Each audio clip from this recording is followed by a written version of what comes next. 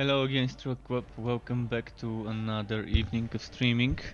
Tonight, as I promised yesterday, I will be doing some more Wolcen. I will be checking if the changes that came with patch 10.11.0 are any good, any uh, anything that would make people come back to the game, because many people left the game already, whether it's for the Path of Exile or Diablo's new League and Season that came out on the same day, on the 13th of February, or whether it's for other reasons like the bugs and glitches and the bad balancing in between the different skills and the limited viable builds. We'll see how those changes with this patch, adding a new tier. So the patch notes, I'm gonna quickly type the command to give you the patch notes. So wpatch, enter. So on the patch notes you will see it's not saying new tiers. It's saying new tier. So there should be a new tier of unique items after item level, after enemy level 65. So after area level 65 you can get that new tier. Is it gonna be one, or whether there's gonna be multiple and they just only typed it that way? But the way it's written, I'm gonna copy paste it. This is what's written. Added the new unique tier for weapons and shields. They can be dropped on area level 65 and higher. So that's only for the weapons, shields and offhands like catalysts. So I'm gonna try and find some of those and see how good they are. This will be my mission for tonight and tomorrow and probably the day after tomorrow, because it's not gonna be easy finding unique items with the new tier, but we'll see.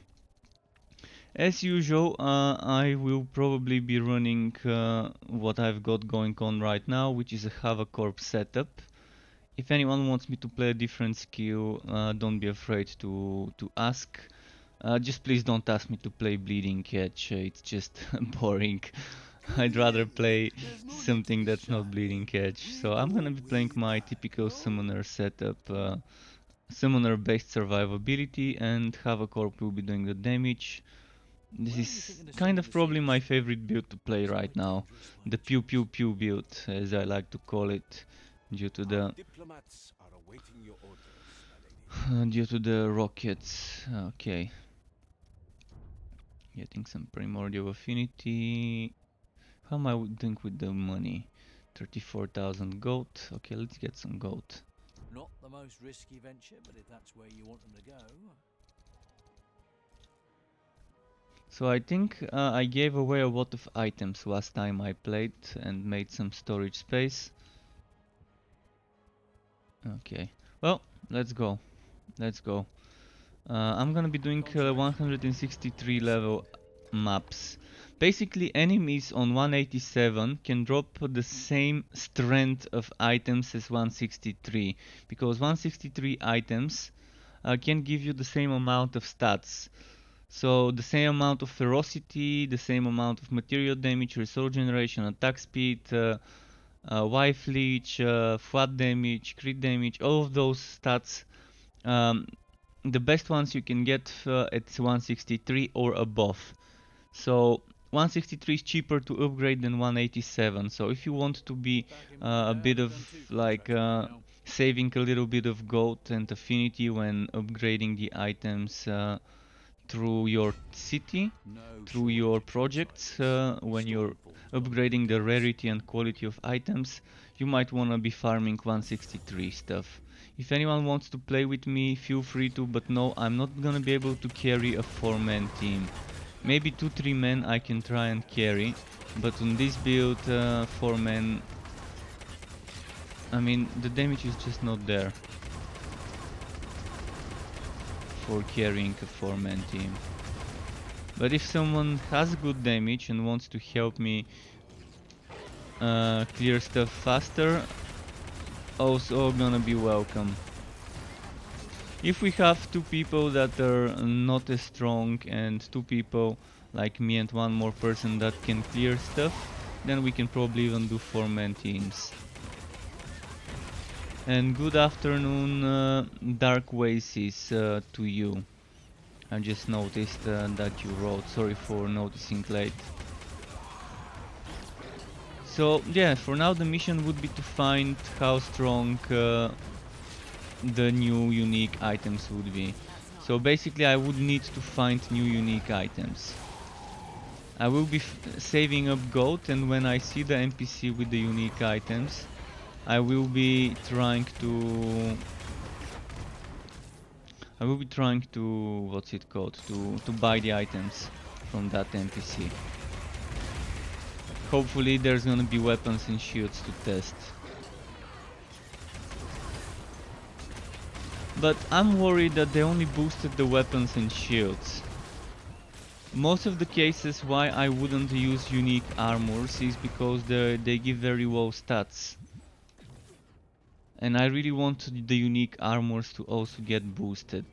I'm not talking about boosting the belts and rings and amulets, but I'm talking about boosting the unique armors. Like the Rage Mage legs, probably good for while leveling up, and until a certain point, like 130, 140 enemy level, probably is okay to use the Veiled Eclipse legs.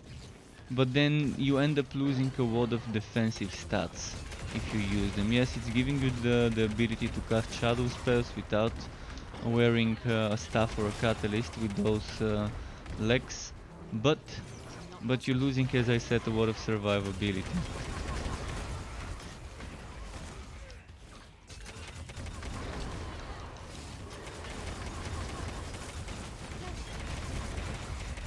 And actually they did cap the thing that was making Bleeding Edge strong. I've not tested it, but I'm pretty sure there's many people who already tested it and can tell you what it is, the current limit of it.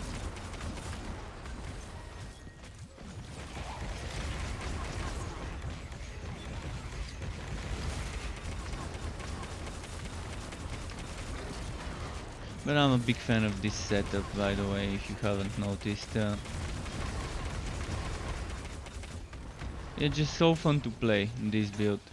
Probably my favorite build so far from all the builds I've tested after the game launched. I tested many builds before the launch that were amazing, weird builds, but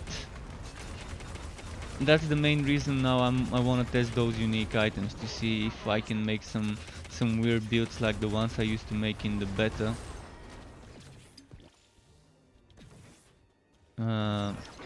With the improved unique items. My fears are that it's gonna be like the previous patches, them thinking they're improving something but not improving it enough.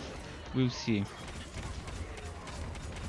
The last few patches were kind of disappointing, especially the previous one, where they supposedly rebalanced some of the skills, but then I ended up testing the skills and the difference could barely be felt because they didn't boost the correct stuff of those skills. We'll see how it is now with those items. My fears are if it's only one tier they've added, it's not gonna change much. Especially if that tier is 65. So yeah, items that were limited to 40, 45 now would be limited to 60, 65. Well, not gonna be that big of a difference, I think.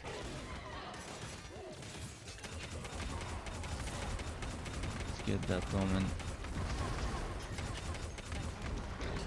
Wow, did this just really miss him? I think those rockets would be nice if they automatically find targets.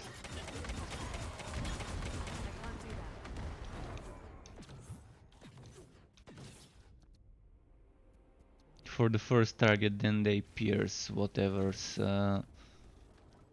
their direction of traveling.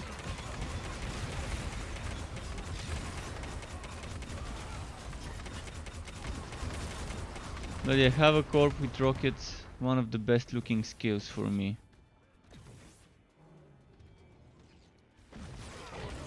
In just a moment, I need to switch off my heater. Okay, ready. Oh, they were so perfectly lined up and they unquestered. I need more power.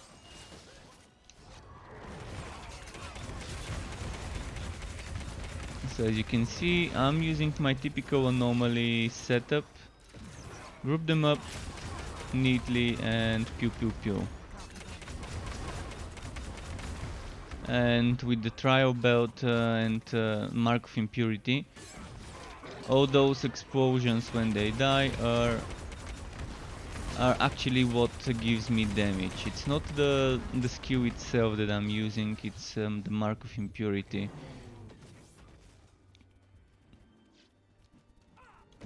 I do have a build for this, not exactly this thing, but I do have a version of this online with 3 golems instead of 2 golems, where I'm maxing out the survivability. Of course, this is just a modification of it. If anyone wants to see my stats, my passives and the skill modifiers I'm using, I can show you once I'm in the town.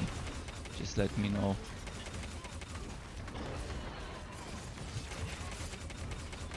I'm happy that they buffed some of the passives, by the way. Some of the changes that I did like over the last few patches were the changes and fixes to broken passives.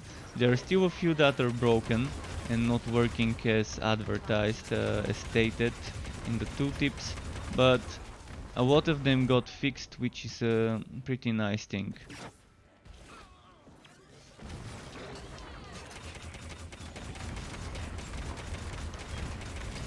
Need to be careful because this one can kill me easily. So, where this build is weak is in damage when there's no enemies around us. When there's enemies around the bosses, I can do more damage to the bosses with the explosions. When it's just me and a boss, the fight's a little bit longer. Sometimes a lot longer if the boss is kind of an annoying one. Many of the bosses could be annoying. This one is one of the bosses that is kind of annoying because I'm gonna take a lot of time killing him. First I need to dodge some of the stuff, which is normal, and then he's super tanky.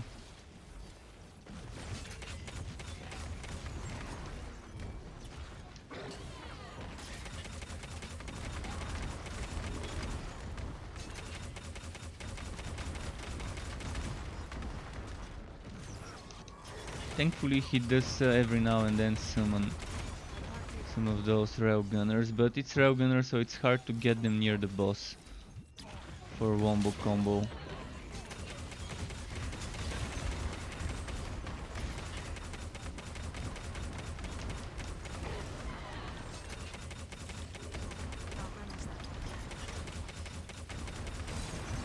Alright, there we go, executed. Alright, I'm gonna go back to Stormfall. Oh, you're alive. Great. More paperwork. So these are the passives that I'm using. This is just for survivability for my golem, because the golem gives me survivability. This is pretty self-explanatory. Salvatory Anchor Siegebreaker just for that extra resist. Attack speed here, attack speed and Wife Leech here. Extra double damage and rage regeneration. Extra double damage again. Survivability. Extra projectile damage, and this allows me to keep the ammunition when critting, and I will be critting. Extra damage. That helps with the extra damage as well. Crit chance, crit damage. And executing enemies and champions when they reach 15% or lower HP. And a little bit of rage. So, nothing too difficult to learn how to play this if someone wants to copy it. And those passives, oh, that's a little bit of health globe generation as well. those passives can work with many skills. You don't have to be using Havoc Orb. Because I'm not focusing on taking projectile damage. Well, I'm focusing here on projectile damage. But if you don't want to be focusing on projectile damage, you can just remove those 1, 2, 3, 4, 5 points and then put them elsewhere and use a non-projectile skill. Or you can use another projectile skill if you want, if you don't like using Havoc Orb. But basically that's the passives for attack speed based setup with the golems for survivability. And if you don't have Mark of Impurity, you will need it you'll need it in the skill bar if you don't have the trial belt.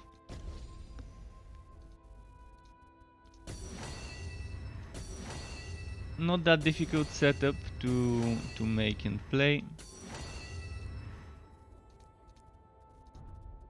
And Havoc Orb definitely is a skill that can go a long way. Welcome to the lab. Not the best, not the meta skill, but it's super strong. And if you build for damage, if you go all in on the damage and projectile damage, you can have a super strong Havoc Orb. It's just gonna be a little bit difficult to survive. And then let's see what I wanna. I wanna get this, and I wanna get this. Oh, and a little bit of gold. So for now I'm saving up gold for unique items. If I find unique items of the new tier, I would need them. I'm not sure I want to waste 30,000 gold for now. I mean, I'm not really in the need of upgrade materials that much right now. I wanna make sure I've got over 150-60,000 gold. So if I find an NPC that sells unique items, I can buy them. Your patronage is appreciated. If it's one of the updated ones.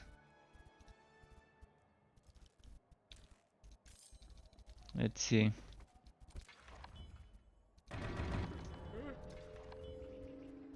For the 65 level uniques, I hope to find Ivak in Succession. So far it has been a weak bow.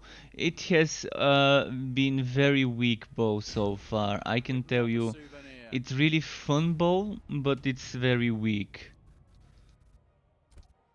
I can tell you that many builds would benefit greatly from that bow. I actually want to try playing the build I'm playing right now with that bow, just without the golems. I want to make a Havoc Orb build with the rockets, the way I have the rockets set up right now, but without the golem stuff, without the spells. I really want to make a build with that bow. I mean, I want to make builds with every unique item. This was my main goal in the game. To get unique items and to make builds centered around those items in case someone finds the item and wants to make a build. This was one of my main goals I had for the game, and it's probably not surprising that I've been disappointed because I couldn't achieve this, because the uniques were so weak. I mean, I can still make the builds, but the builds would not go that high. Yeah, they can probably do level 100 enemies, maybe 120, 30 for some of them. But you need at least level 163 to get the best items, stats wise. That's why I'm farming 163 and not 187, because it's more chill. I don't need to be challenging myself with 187. Because it's too expensive. It's too expensive to upgrade 187 items, and they're not gonna be better than 163 items.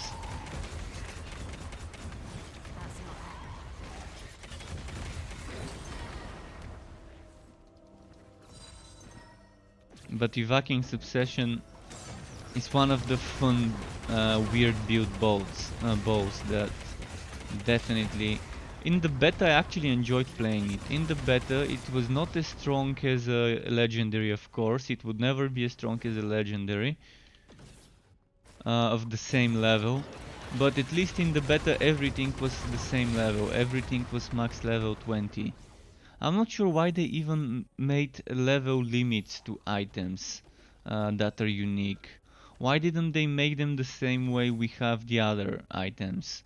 If legendaries can go to 187, um, why can't uniques at least go to 150 or 130? Why does it have to be level 65, the limit? My fears are that that level 65 is not gonna be enough to revive those items, to make them more viable. So far, they have proven that they're bad at rebalancing stuff and they're afraid to buff things. They're afraid to make something overpowered. And I'm not seeing why they would be afraid. This game doesn't have a competitive element yet. So until there is a competitive element to it, they might as well experiment with buffing things, making things overpowered and then nerfing them if needed. If something is weak, just buff it. Buff it by a lot. Make sure it's as strong as the other stuff. Don't buff them little bit by bit by bit. They're just making more work for themselves by not taking big risks when it comes to buffs. Because yeah, they buff something, it doesn't end up being as strong, and then they have to rebuff it. And that means more work for the next patch for them. So we'll see how it is with the items. I was disappointed when they buffed the other skills. I tested every single skill that was buffed 2 weeks ago, such as the chains skill. So the skills I tested were Rat of Buffet,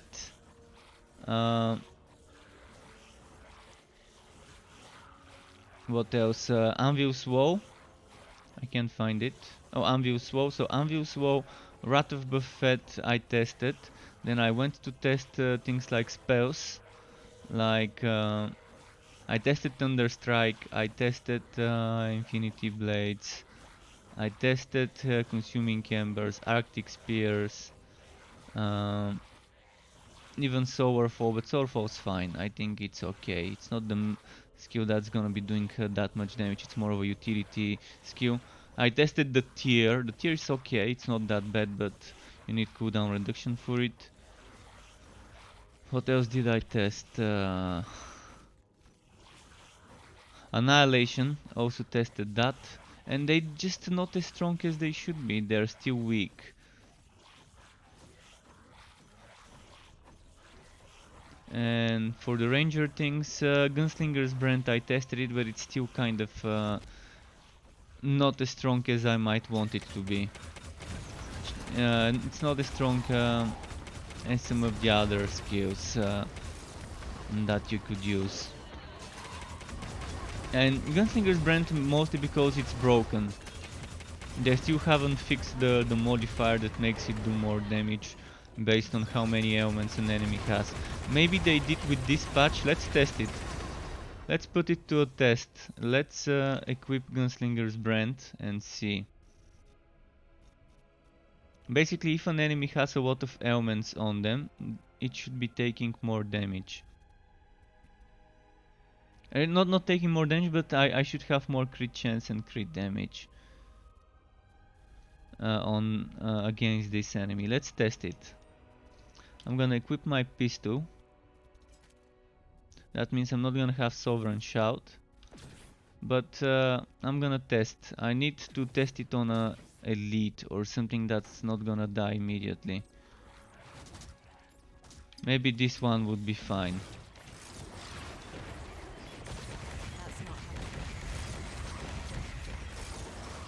Oh, I need the damage numbers in just a moment.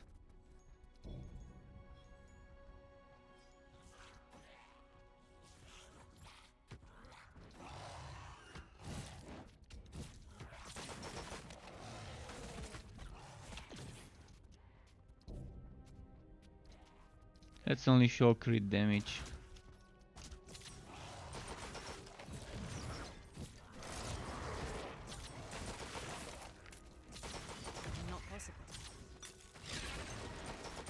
Alright, I'm gonna be testing a little bit of Gunslinger's Brand, but I think it didn't change. It's still weak, like it was 2 weeks ago. But I wanna test it. Let's make sure that I've tested after this patch. They didn't say anything about changing skills other than the nerf to things that depend on how many elements an enemy has.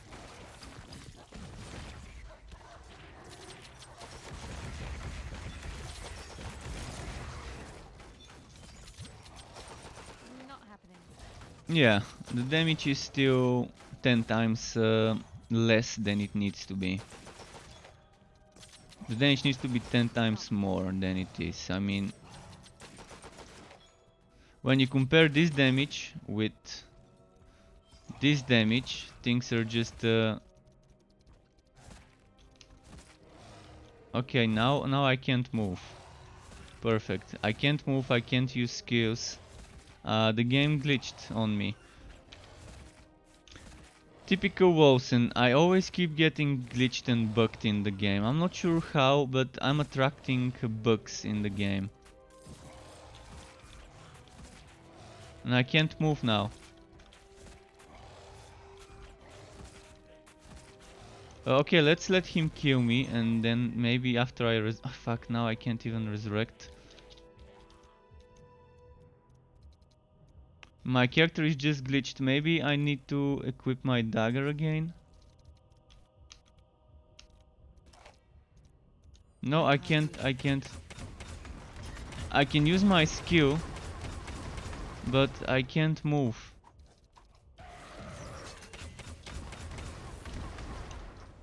Oh, I fixed it. I fixed it by using blink.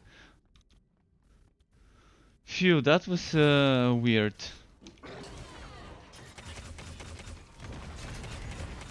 That was a weird bug. A very weird bug to be stuck in place. I'm wondering what even caused it. But yeah, you can see how much higher the damage of this is. Kind of like 10 times more damage than Gunslinger's brand, and I can get that even to over 1,000,000 a hit if I focus on a build centered around damage for Havoc Corp, not around the survivability. And if I don't make 5 rockets shooting instead of 1. Right now I'm shooting 5 rockets, each of them can do 2, 3, 4, even 500,000, sometimes even 600,000. Most of the time I'm not gonna have max rage, so it's not gonna be the max damage.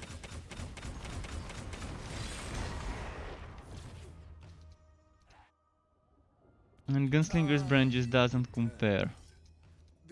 And so do the other skills I mentioned earlier, they just can't compare. The only skills that could compare to the damage I'm doing with Havoc Corp would be of course Bleeding Edge, Blade Storm, Flight of Gavanir, and Anvius Woe is kind of okay, but not really. For the rage it's consuming, and the speed it takes to hit stuff, to build the damage, it's not there yet. Even though they buffed it, it just doesn't feel right still. But this week they didn't buff the skills, they just buffed the skills last week, and as I said, it was a huge disappointment last week. Hopefully this week they really don't disappoint us again. Oh, it's you, my lady. There are plenty of missions prepared. Just give the order. And we have to be we have to call shit when we see it. We don't have to be quiet and wait for things to fix itself. If something's wrong, we have to let it be known. Otherwise, games would never get better if we are quiet like sheep and just don't bitch about stuff.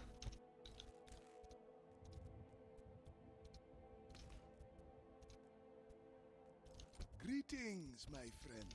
How may I help? Alright, let's keep moving.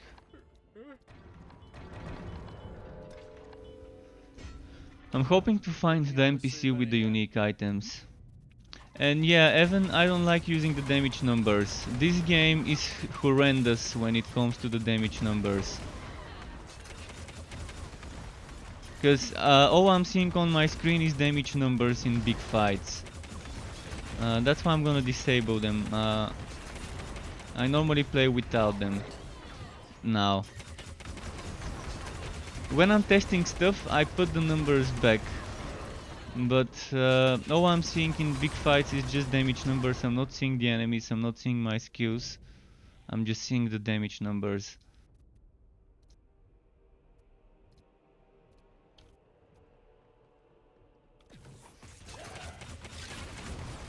That's not how you do damage numbers. You make the damage numbers smaller. Like you use the letter K for 1000, you use the letter M for million.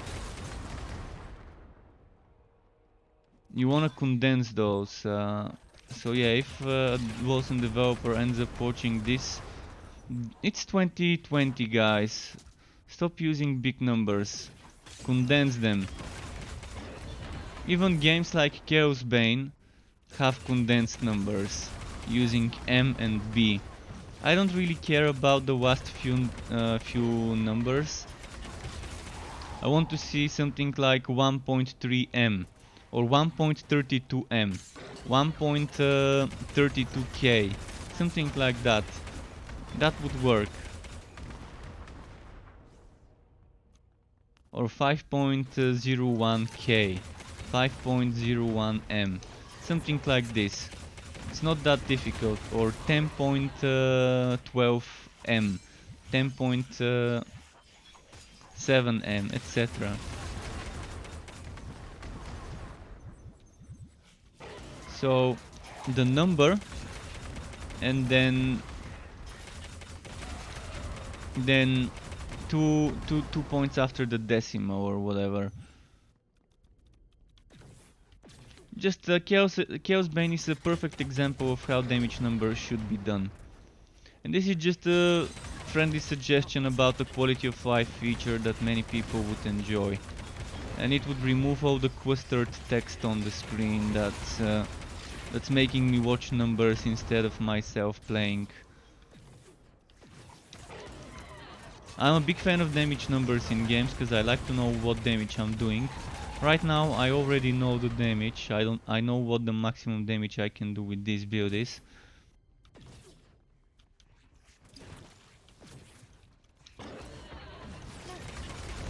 So due to the huge numbers I've disabled it.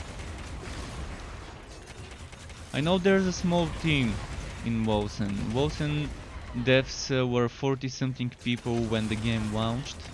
They probably have more now, probably around 50 something, most likely. And I know they can't fix everything at once. You can't just throw money at the game and get it fixed. It takes time. It takes man hours of coding, testing, fixing stuff, fixing the new bugs that come with the new stuff. So I know they need time, and I'm giving them those 4 months. They said they need 4 months to fix the game before they start adding new content. Well, I'm gonna be one of the most avid critics of the game. Every time there's a new patch, I will be coming out and calling the shit and calling the good things alike.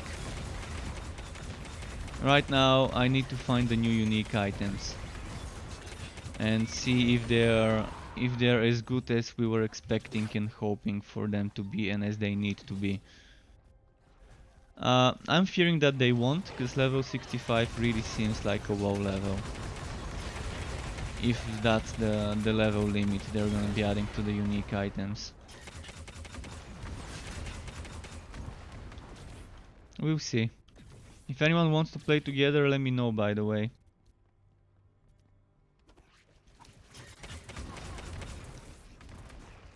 And the trio is not OP. Dark Ways is, by the way, keep in mind, it's not the trio that is overpowered. It's not the trio. People can have the exact same build I'm playing without the trio. You just need Mark of Impurity, so it's not the trio that's overpowered. It's Mark of Impurity and this explosion. If they remove the explosion of the trio belt or nerf it, Please don't, actually, please don't nerf that explosion. The trio is actually better if you use a legendary belt. If I had a legendary belt, I would not be using the trio. If I had a good legendary belt with 3 times flat damage. So 3 times flat damage, crit damage, and maybe some other good stuff on a belt would be better than the trio. Then I can unequip the trio, put Mark of Impurity instead of Plague Burst, and then I can cast Mark of Impurity myself. Even in the beta, the trio was still strong because of the auto cast, but a legendary belt with min-maxed rolls would be always the preferred choice. Because you can get much better bonuses when you get that flat damage added. Flat damage and crit damage. So yeah, the trio is a utility item, but it's Mark of Impurity that is strong, not the belt itself. Yeah, the belt is good, it gives you the ability to auto cast.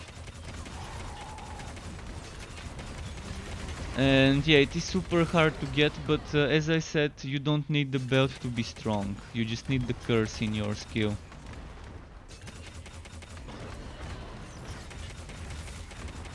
And as I said, you can get much better damage results if you use a good legendary belt.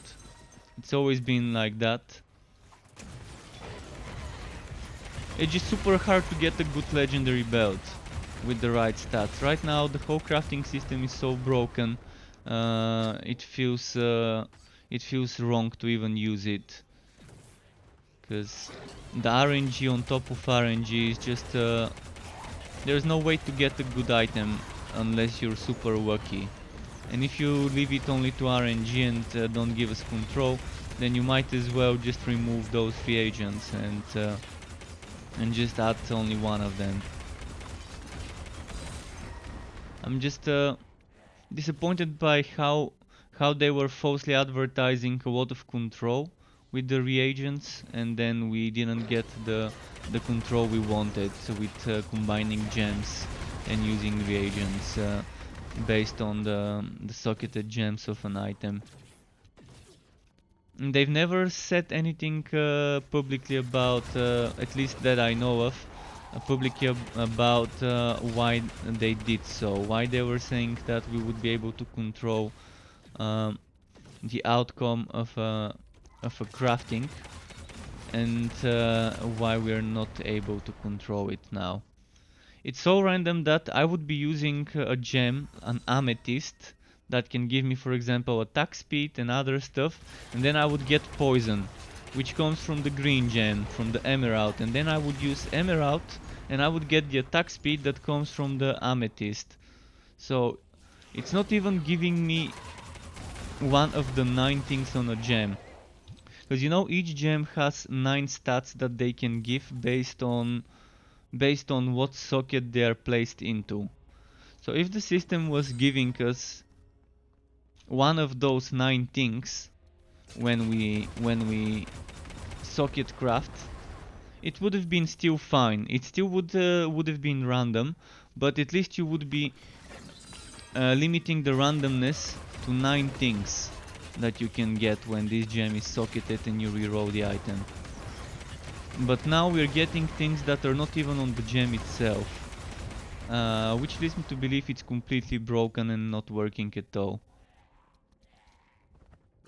I've done so much testing with crafting, I can tell you. I even had people give me duped orbs, so I can test it on an offline another character, not on this character. So I've had people giving me orbs just for science, just so I can test it. And I can tell you, even with an abundance of orbs, like someone giving me like 100 orbs just to test, I can tell you I used those 100 orbs and used some gems, and the RNG is just broken. There's no way to control the outcome of a craft. Hi peace Mr. World, thank you for the YouTube sub, nice to have you on my channel. Enjoy your stay and help you, and thank you very much for the for the channel growth. So yeah, I've done testing that needed to be done, and I can confirm the crafting system is broken in the game. So even if you have a ton of duped, as they're called, orbs, because there was a glitch where people were duping orbs, even if you have a lot of those at your disposal, well, you're not gonna be able to control it that much. You're still left, um, you're leaving yourself in the hands of RNG.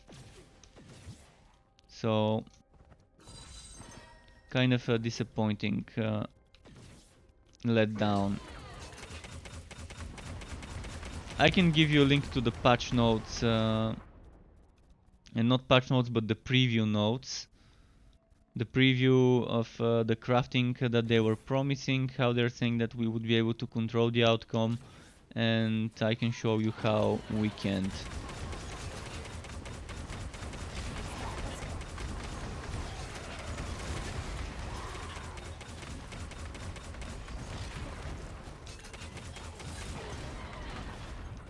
There's probably a lot of stuff that's broken, and they probably don't even know how to fix it.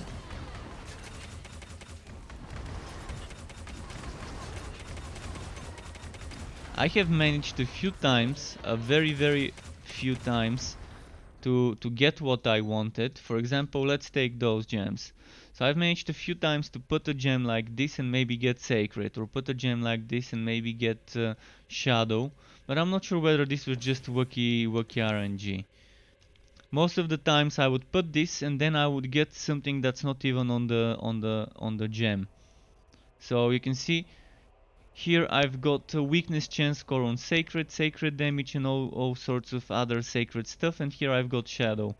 I've had cases where I might use this and get shadow or fire or poison, even though it's not on the gem. So how does this even work?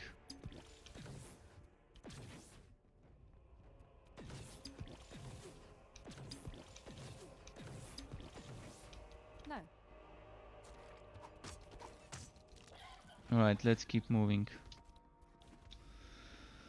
Boss time.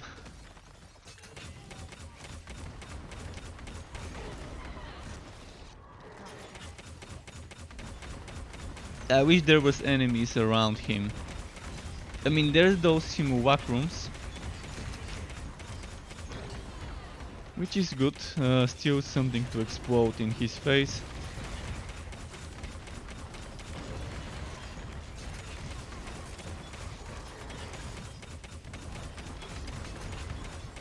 Come on.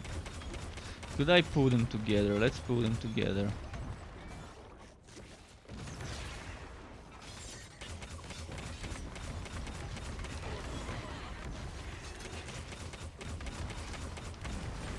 Okay, there's this simulacrum here.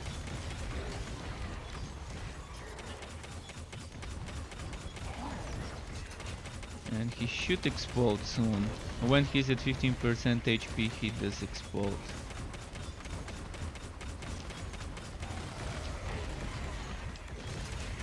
Come on, explode. There we go, exploded. Warhammer Chaosbane, which is the strongest class? Well, if it's about pure damage wise, crit numbers, you want Bragi. Bragi with the crit monster setup I've got on YouTube is pretty strong. I mean, in the video I'm using certain things that are not the best. So instead of the Forge Heart Axe, you might want to be using a Grudge Holder for extra up to 10,000 counterattack damage, and that 10,000 counterattack damage is probably gonna give you around 400 more crit damage. So yeah, Bragi is the strongest in terms of damage. In terms of survivability, however, he isn't. But the thing is, you don't really need to be doing Chaos 10 or Chaos 9. Chaos 8 is fine, and when you can handle Chaos 9, maybe Chaos 9 farming is what you wanna be going for. Chaos 10 is just unnecessarily difficult for just what, the 300% extra wood quality. Uh, it's not really worth it. But if you want to be farming, the good gear is in invasion high ranks, which is super slow. It's kind of taking a lot of time in Chaos Bane to progress your invasion levels. If you want to get good wood quality in invasions, you need to at least do 100% on level 10 to unlock a rank 19, and then do 100% on rank 19 to unlock invasion rank 28. And at around invasion rank 28 you're getting 2800 extra wood quality, which is a lot, which is an amazing amount of wood quality. Okay, I want some gold stuff. Shouldn't cause them too much trouble. I should start picking up stuff and selling it. Let's do some armor and I can sell the armor, and let's do Happy to be of staffs and I can sell the staffs.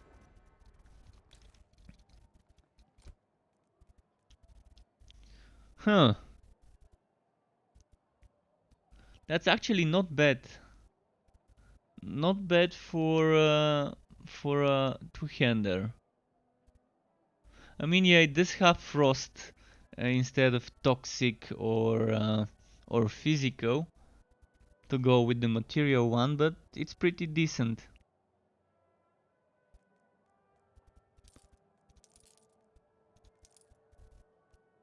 The quality on this one is unmatched. I'm gonna put that in the warehouse. Stash it.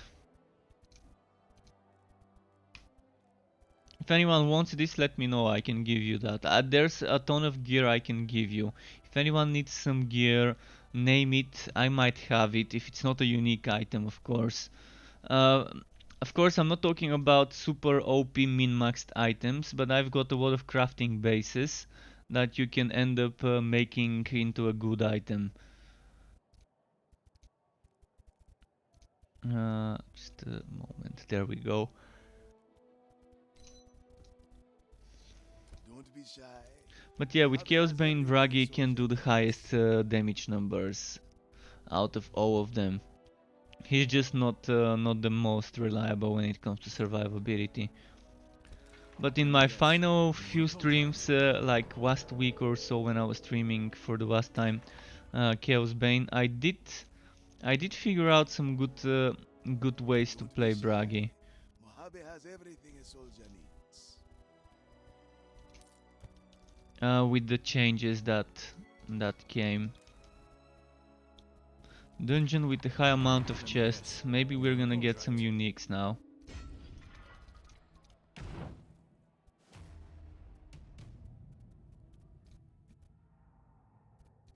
That's not happening.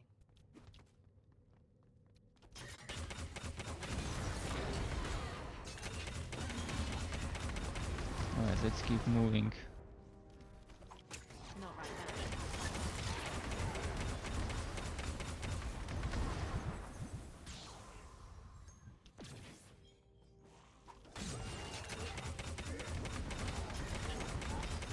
Come on. Actually, why am I killing those two? Just two enemies. Now I can kill them. And there's a little bit more next to each other.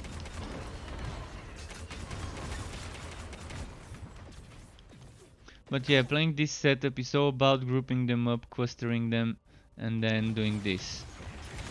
And just the damage makes a nice chain reaction.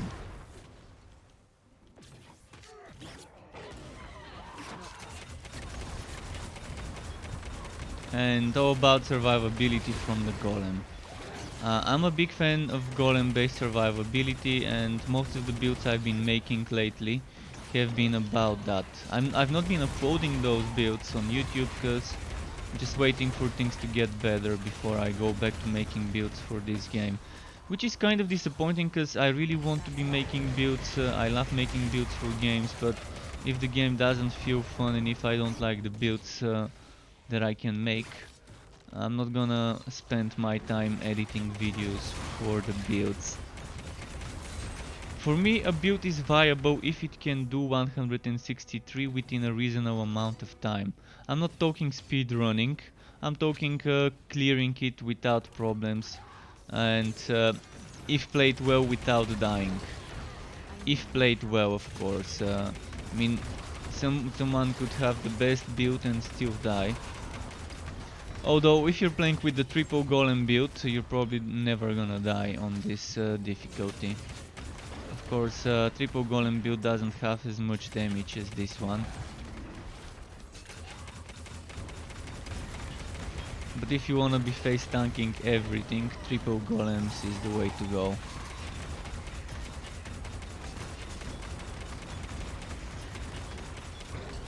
And triple golems can be weaved into any setup, regardless whether it's a mage or a hybrid. You can weave it in.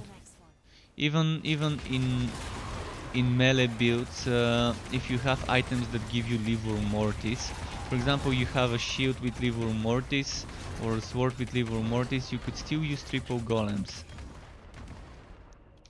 Or an axe or anything else that's one-handed.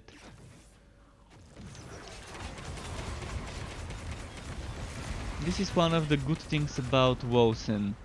In theory you can make some great builds as long as you have the good weapons, but the problem is some of the skills are so bad that those great builds you can make would not be fun, would not be viable yet. I mean, they could be fun for lower difficulties.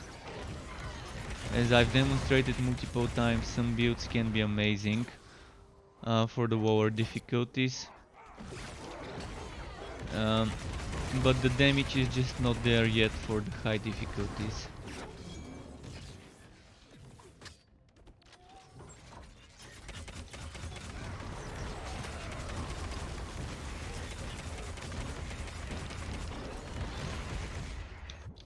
And here's what happens if I don't pay attention with exoskeleton and the exoskeleton one-shot skill. It's not a direct one-shot, but the damage over time it does, within less than a second it drains your HP completely if you don't move away. Of course, I don't have maxed out block efficiency and block chance right now. Right now my block chance and block efficiency are 88.5 block chance when I buff myself up with 27.7 block efficiency. But I'm not using a shield, mind you. I'm not using a shield.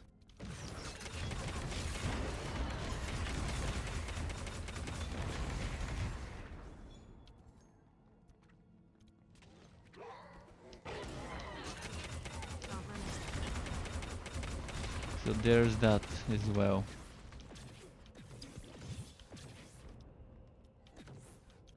Let's group them up together.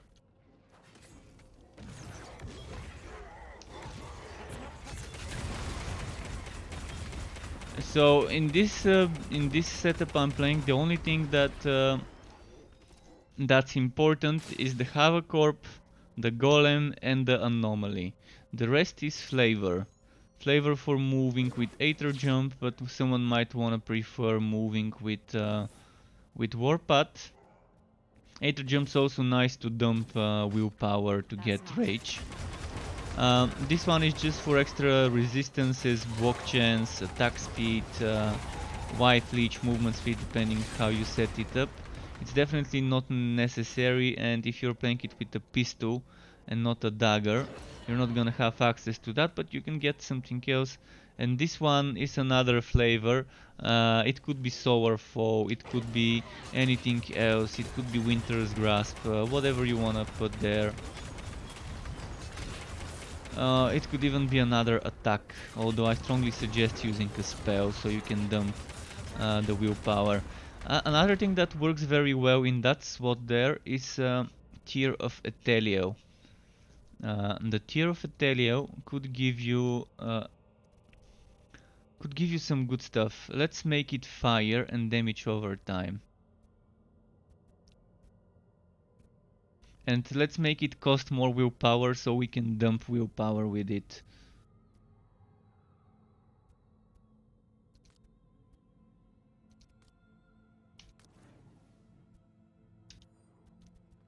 So basically you just need to make sure you're causing enough ailments, enough different types of ailments to benefit from Immortal Offering. With this one I'm causing stasis. With this one I'm doing poison and bleeding. And my summon can do whitening and shock. Membership, processing fees, and tip. That's a nice item. And that's why I was using Fire Plague Burst, so I can do burning. And so yeah, this can also do weakness.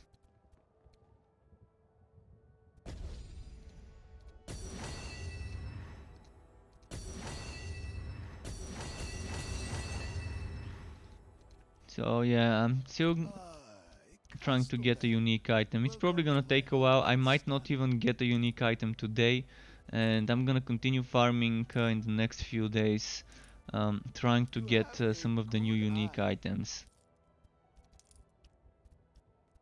to see if they're worth using or not after the reworks. Oh, not here.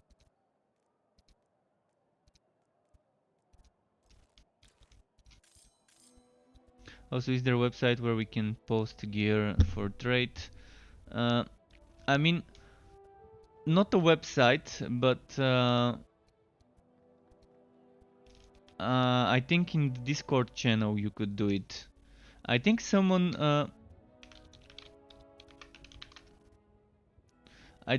made something like poe.trade.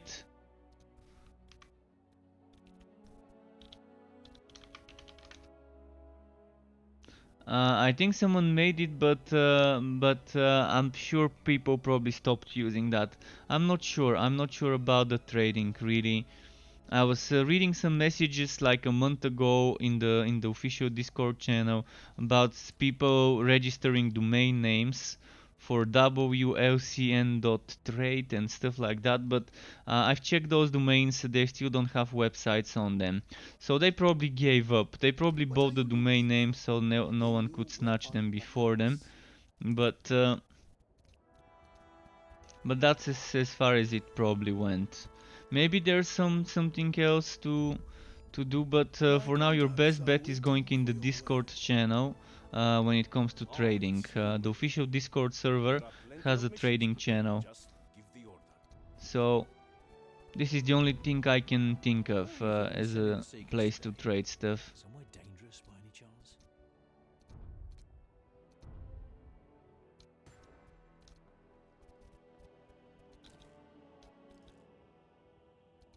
Why am I saving this?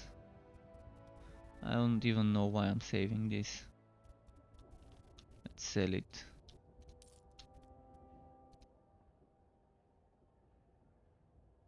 You're leaving? Okay, great. Bye then. Contract. Here, let's do the next one.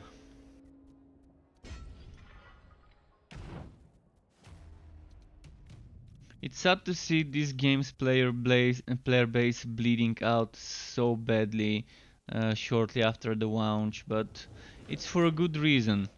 People left the game for a good reason, so it's understandable.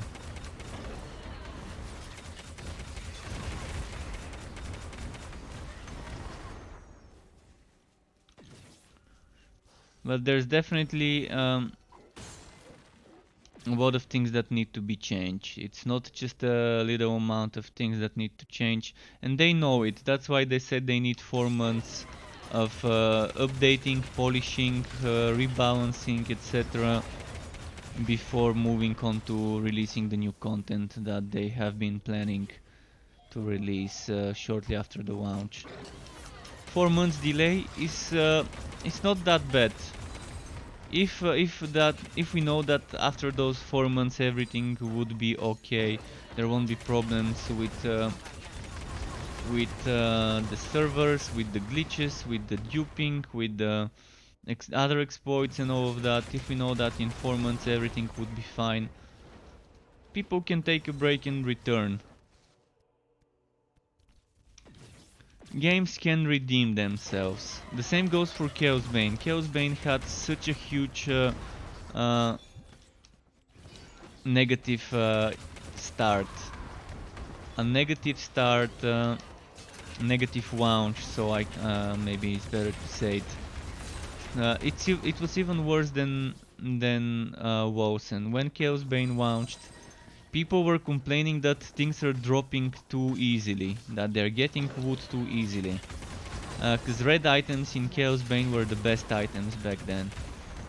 And Chaos 5 was the limit. And you could deck yourself out in red items super easy, the way it is right now. And then people were complaining it's super easy to get red items, and then they added green items, but the drop rates for green items were so bad that sometimes I would do 20 maps and not get a single one. And getting the green items to make my build videos sometimes required to play 16 hours a day in the first week after the game launched, just so I can make my build videos in Chaos Bane when they added the green gear and added Chaos 7. Of course, they later improved that, improved those drop rates, but it was a long journey until that actually got changed. They could have done that a week after they added the green items, but I think they took a month and a half, maybe 2 months, I think, to rebalance that. And this resulted in the player base of Chaos Bane bleeding out. And not just this, the game, for example, can have cheaters, and I've had some of my viewers joining my game and using a cheat, and me calling him on his cheat and then he leaving the game. First of all, he was saying it's bugs, it's glitches, but then I realized it's not bugs or glitches, it's just him using a trainer or whatever it is. So yeah, you can cheat in multiplayer in Chaos Bane, and that's kind of risky. When you play with others, you need to make sure you trust the people in Chaos Bane. And the lack of item variety in Chaos Bane is something that kind of doesn't feel right. They're going the same trap hole that Diablo 3 went, with set items.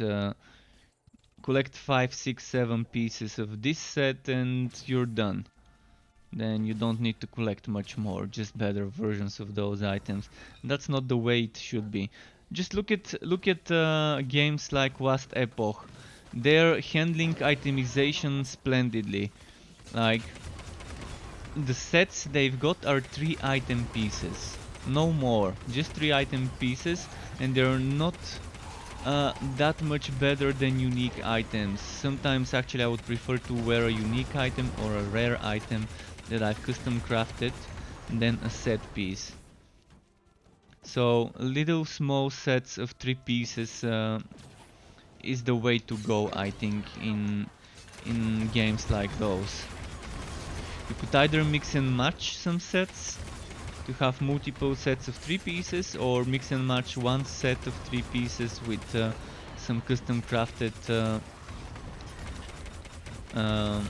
items that are either unique items or custom crafted normal items or whatever.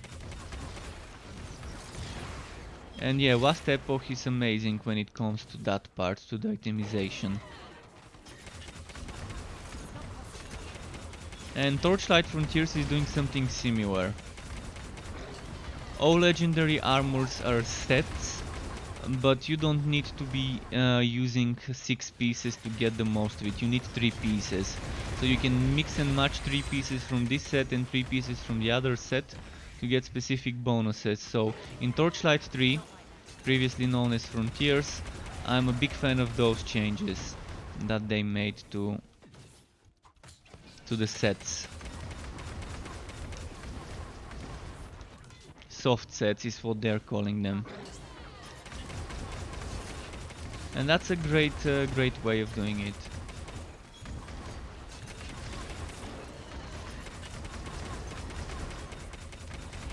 Wolcen also has an okay itemization, but very badly balanced uniques, which I'm hoping to find out how they are after the changes. So let me get my summon out. I'm gonna do this.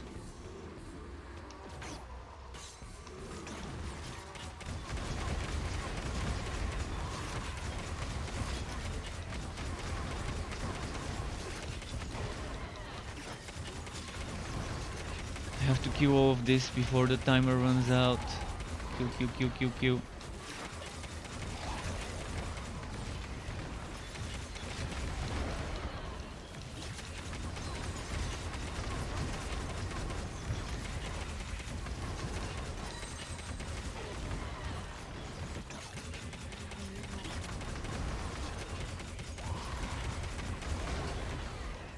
Kill it before the timer runs out, come on.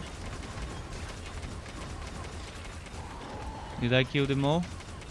Couple left.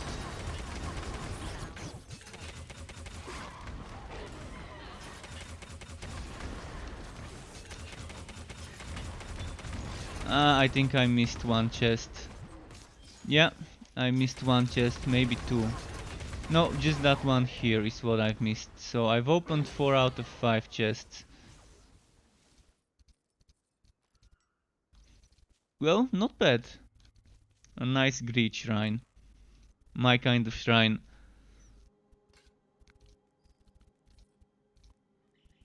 Hmm. 3 times offensive socket. So this one's okay. It's not 18 to all attributes, it's 16. But it's got a cool damage or resistance score. Unfortunately, the health regeneration is not something I like. Cool ailment is not bad. Oh, look at this one.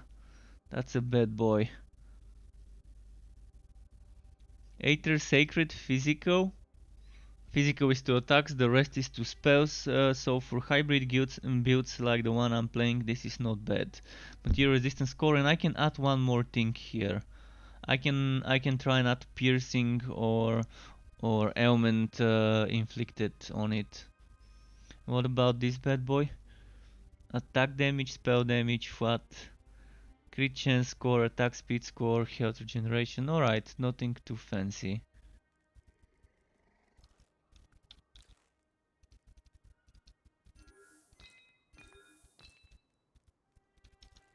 I'm just gonna pick up some stuff that I can sell later. It's too big. That's what she said.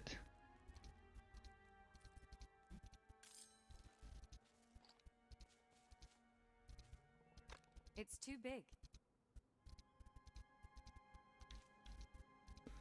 Just listen to those voice lines. They intentionally made them like this. I can't carry that.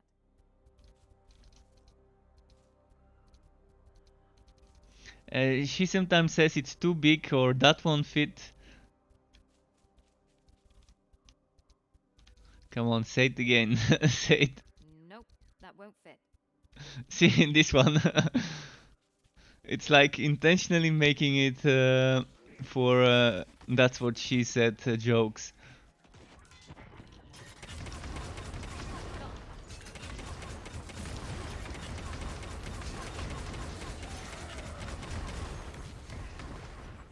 Okay, let's see this.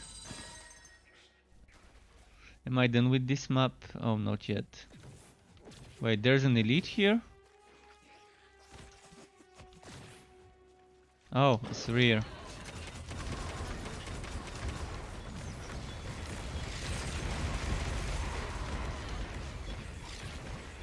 No.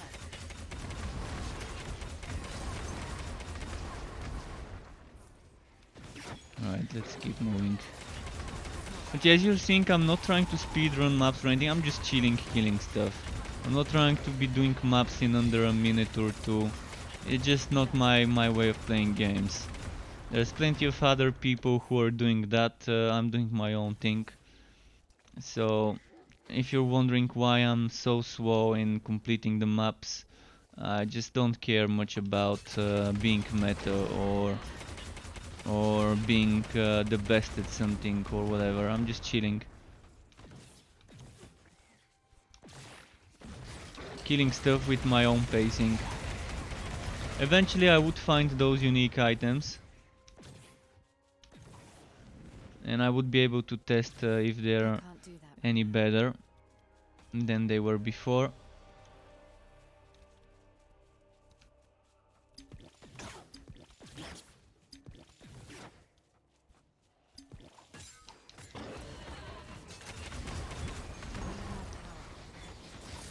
Okay, let's grab this corpse.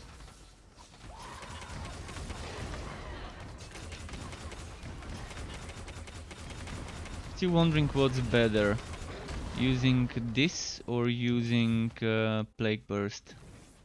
With Plague Burst I get more orbs, which results in more explosions, I guess.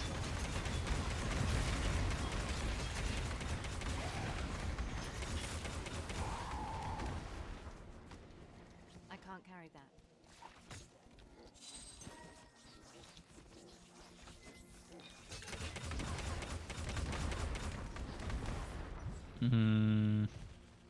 Let's do it like this.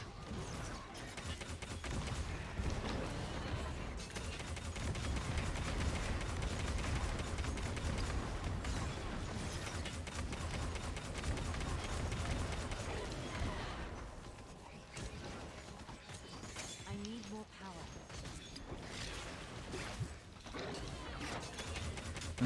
Okay, I'm trying to push the enemies closer to him, but they don't seem to be coming. My summon sometimes is trolling me.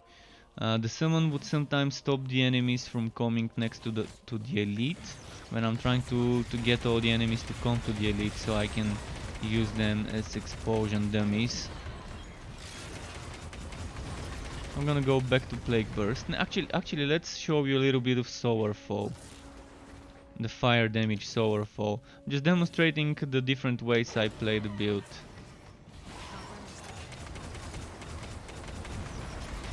I'm always trying to get fire, because when I'm using this weapon I'm lacking fire. I can do toxic, I can do bleeding, I can do stasis, shadow, what else can I do? Even the shock I can do with the pet, although not as easy. So I'm trying to do the burning with my number 5 spell or skill, depending what I put there. Even a fire bleeding catch would be okay, but I try to use a spell there instead of a skill. Okay, I'm just gonna kill one more group of enemies and then off to the boss fight.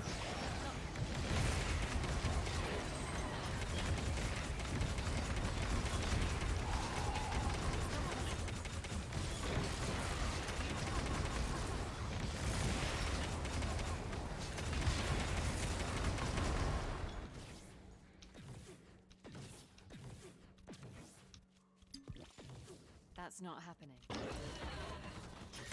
That should be enough. There we go.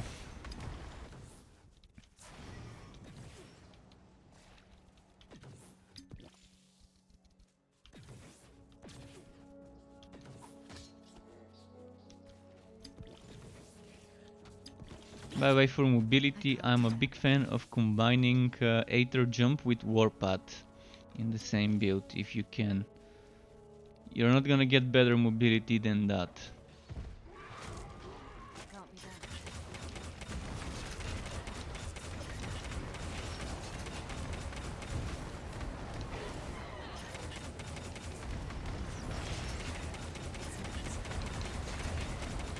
done. Elemental shield, really? Physical imbued elemental shield.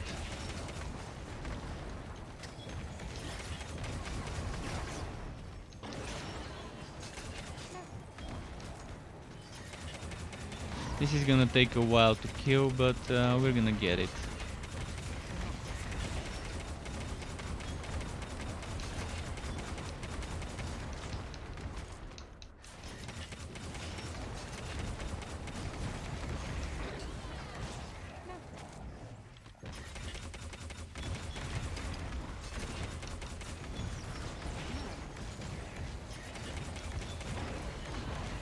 Okay, getting there.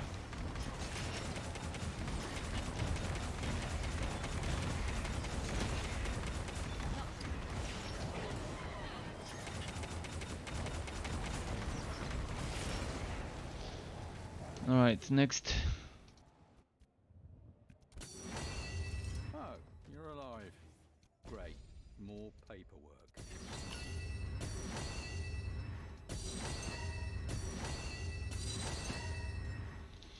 So, a lot of stuff to sell. Do I want to sell this? I think I'm gonna sell it. I don't really need it. One is unmatched. What's the time? 10:25. We've got another 2 hours. So, oh, never mind. For a moment I thought my current weapon is the one that I was looking at.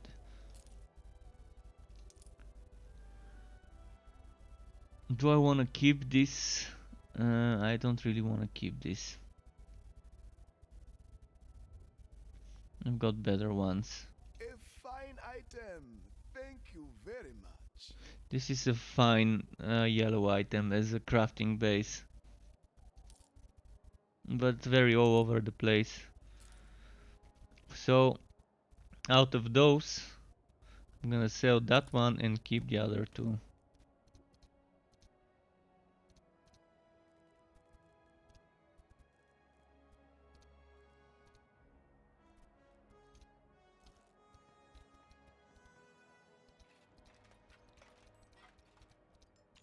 Now I do have a lot of gold, enough gold to be able to buy any unique item that shows up if I meet the NPC that sells unique items.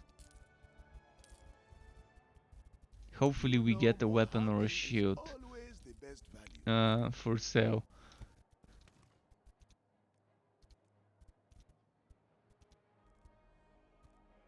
Oh fuck, no room.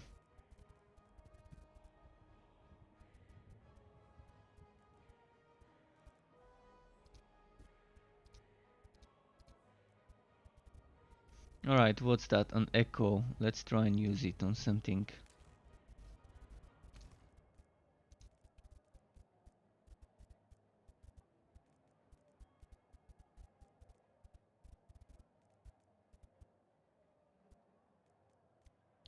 Let's use it on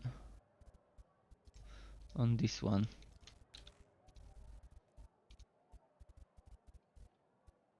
What? I didn't even see what happened. Did anything get changed? I think the fire damage got changed. But what type of damage was it before? I'm pretty sure the occult damage, the regeneration and max health and willpower remain the same. Well, What can I do for you today? Perhaps something from the okay, dark let's get market. more gold.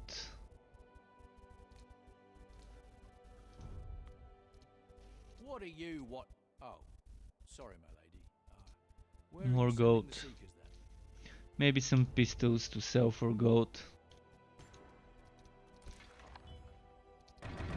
Welcome to the Purple Phoenix.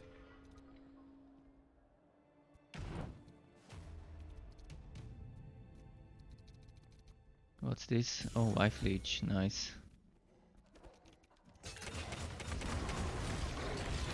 That's not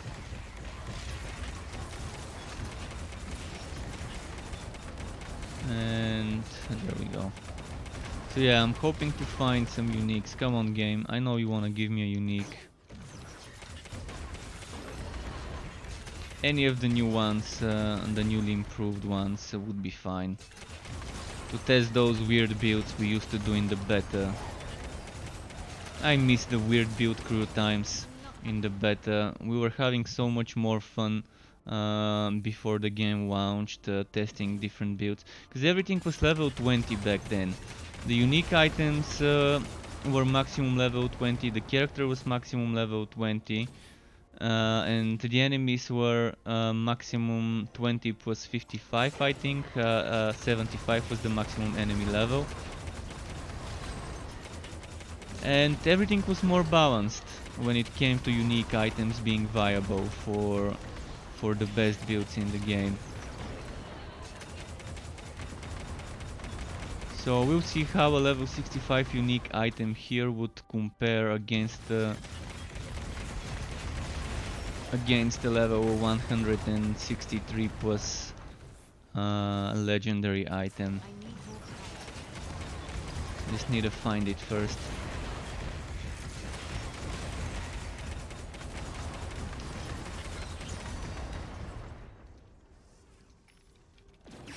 It's not possible.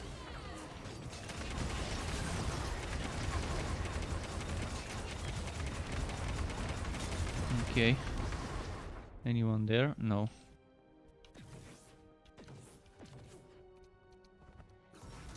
I need to find one of those maps with increased quality of quantity of chests. Those are the maps to do for unique stuff. Sometimes you could get 2-3 unique items from the same corpse that you're putting or chest on some of those maps. Of course, that's rare occasions, but yeah, for unique farming, that's probably the best maps to run. Maps with increased quantity of chests. And you want to be opening every single lootable object, regardless whether it's a dead adventurer's corpse or a stone like this one in the floor. Everything like that counts as a chest and has a chance to give you some unique on those maps.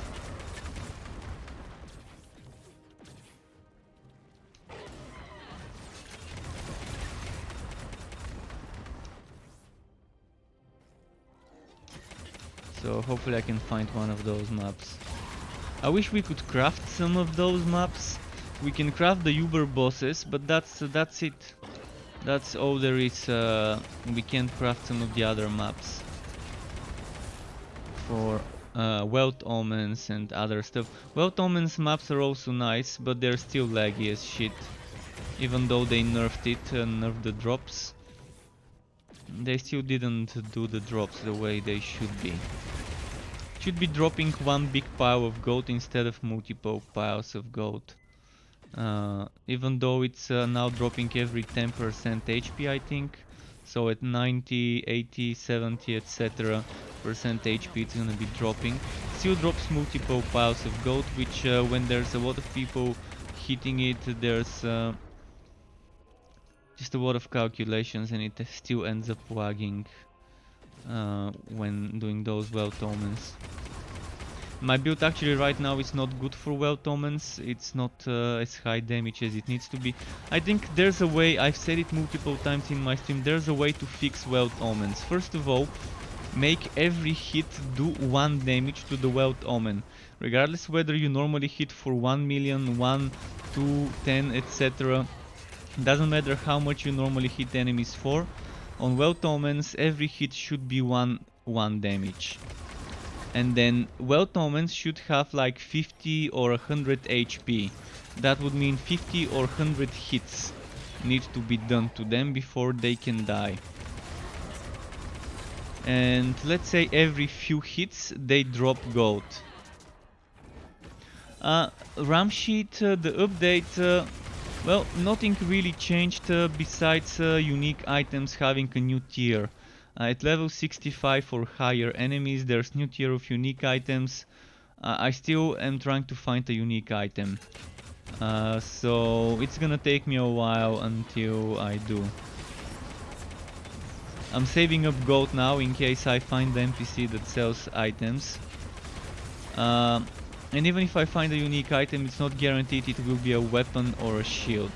And the new tier only applies to weapons or shields. Apart from this, there's more changes you can see here. There's the patch notes. You can see the patch notes. There isn't that much changes for the other stuff.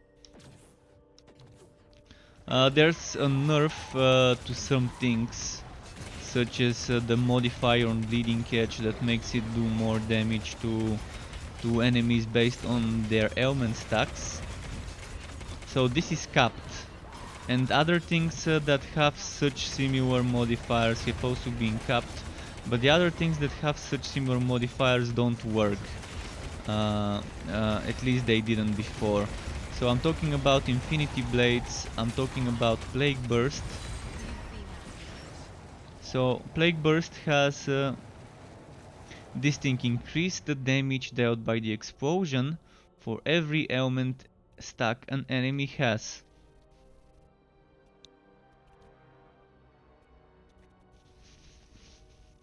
So this is similar to Infinity Blade. Increase the damage dealt on the... no, not this one. Where is it? Infinity Blade. Increase the damage dealt by this skill for every ailment stack an enemy has. And this is the same as Bleeding Edge. Where was it? Increase the damage dealt by this skill for every ailment stack an enemy has. So those got nerfed. This was the main source of damage for Bleeding Edge. Because you could have up to 210 ailment stacks on an enemy. You can still have that much, but the damage has a cap. So there's a limit of how much of this you can get. And it has been nerfed. Another thing that has a similar thing is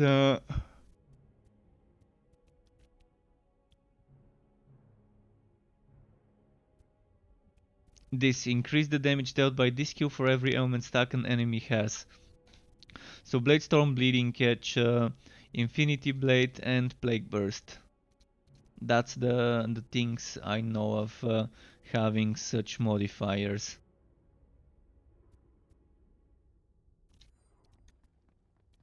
And that was kind of nerfed, but it's fine. It's probably not that big of a nerf, and it's okay. Welcome back. I'm probably the I wrong know why person they're to doing ask that. about. They're trying to make the strong stuff be on par with the weak stuff, but that's not the way to do it. You should be boosting the weak stuff, not nerfing the strong stuff. If the strong stuff is the only thing that's viable and can complete within a nice amount of time the strong endgame content.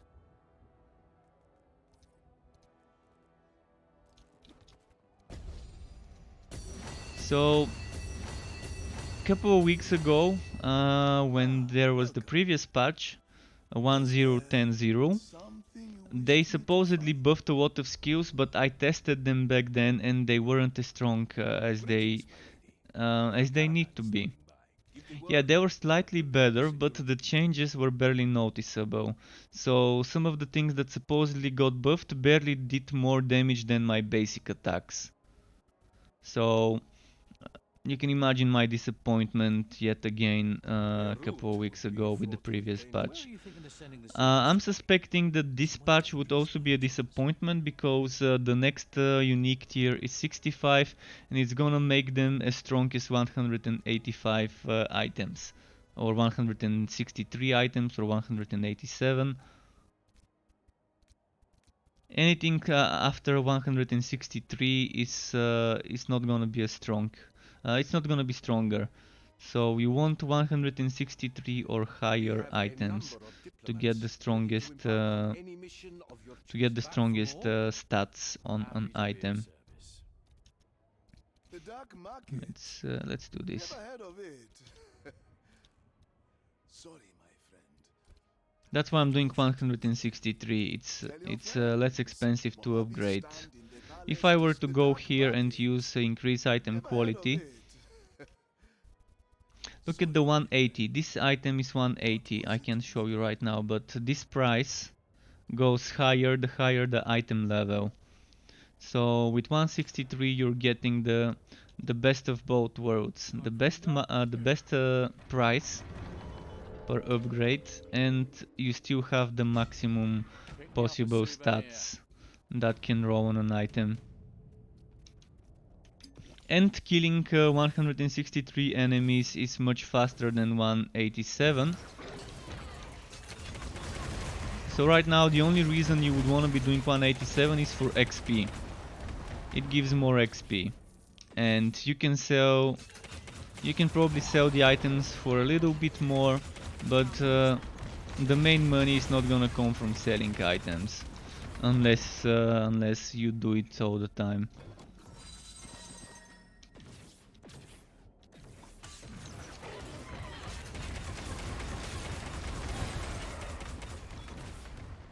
Not right now. So for now, yeah, I'm hoping I can find some unique items, but the drop rates are not with me today. Oh, I've been using the wrong button. My bad.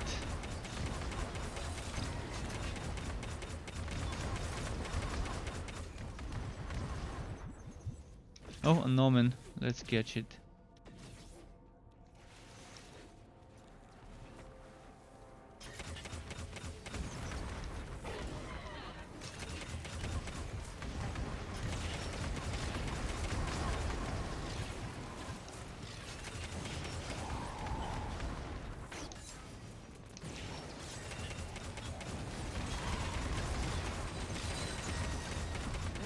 Okay. See, it's still wagging, and as I said, it doesn't need to drop this many gold piles. I don't see why they're handling it like that. It could drop one big gold pile, and that's gonna make it much easier for the game to handle this. Or it could drop something that you can sell for gold, but I think it's better to just make it one big gold pile, instead of dropping a bunch of gold piles and causing this wagging. And as I said, some builds are having problems killing those, so the best way to do it is every hit on that enemy being 1 damage, and just having X amount of HP, which is equal to the number of times you need to hit the enemy to kill it. And damage over time not counting for that. Not being able to apply damage over time, so just the direct hits.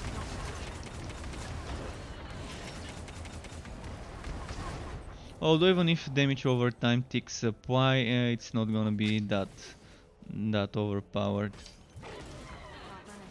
That way, regardless whether you have a strong or a bad build, you're still gonna be able to kill those. So for example, if someone is playing support in a team, although in this game right now the best support you can do is an ailment setup for a bleeding edge build. So someone's doing bleeding edge, you're doing ailments to cause the enemies to bleed, to get poisoned, to get shocked, burnt, etc. Something like this would probably be the best type of support rather than healing. And maybe a shout with extra life leech and walk-in resistances.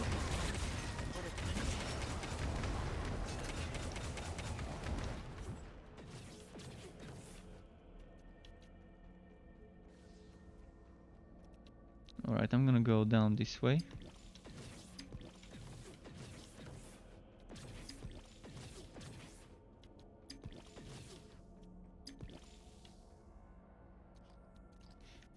Have I got those? No. And Ramsheet, I'm happy to hear that you're enjoying Quest Epoch. There's definitely a lot of stuff in the game to enjoy. A lot of stuff to bring people joy in the game.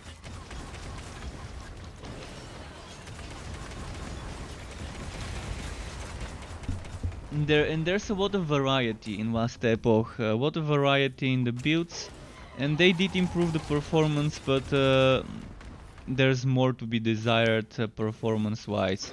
I did the test regarding my performance on Ultra and my performance on the lowest possible settings, and I was still getting on the lowest possible settings FPS drops to up to 30 frames per second in last epoch, even with the changes, with the new shader.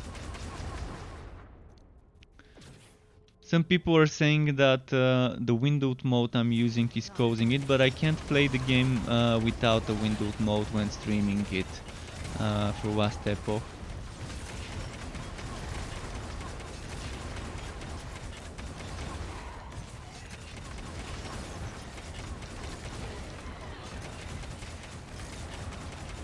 Let's see. It's not possible.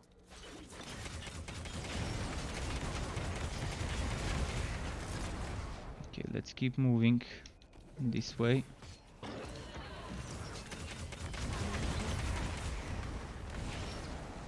What is this one? Ah shit, that's not the shrine I was expecting. For a second I mistook it for a greed shrine. Would have been a bad spot for a greed shrine though. Not much room for chests.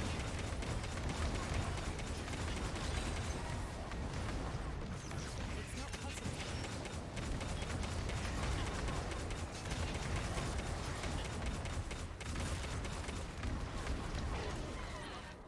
See this? Oh, why are you shooting there? Did you see that my cursor was here? It was shooting there. That's been one of my problems with Havocorp. It only has eight directions of where it would shoot. One. Let's test it. 1, 2, 3, 4, and let's check the middle. Can't manage that. So it's the 8 directions. There isn't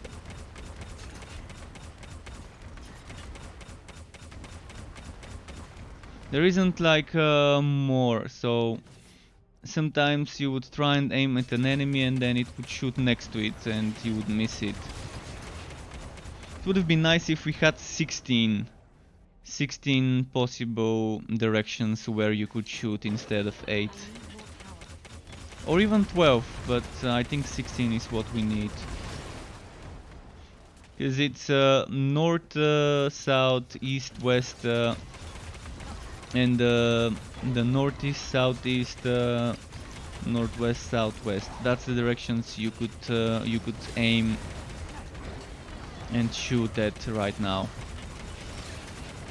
We might need something in between some of those.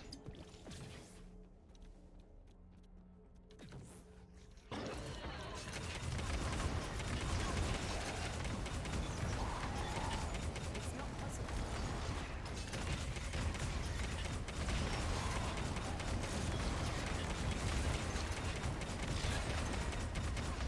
Oh shit! That was the boss here. I could have pulled the boss to the enemies before I killed them. Let's see if I can get some enemies and the boss next to each other.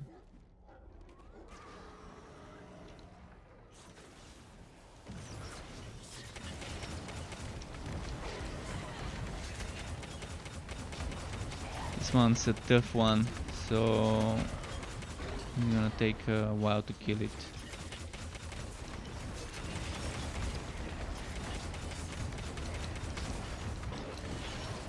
That's not helpful.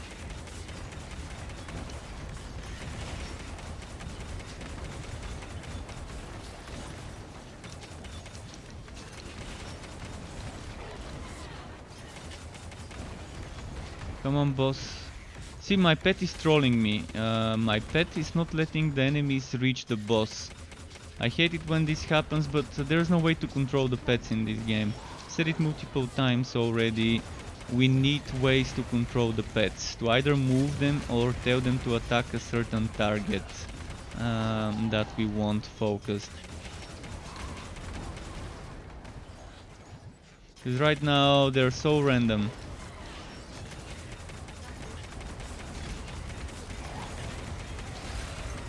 Alright, that was nice. Because I want the I want the pet to sometimes stop attacking and let the enemies reach the boss, so I can kill the enemies around the boss and they can explode and do some damage to the boss with the explosions.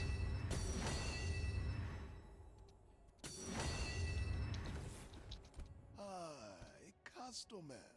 Welcome to my humble stand.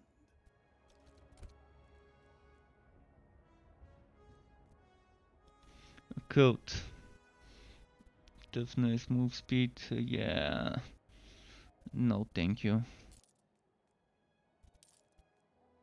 Your patronage is appreciated. What about this one? This one seems like a decent base. Wife Leech, crit damage, 2 times flat. Not a big fan of the duration to freeze. I mean, compared to what I'm using.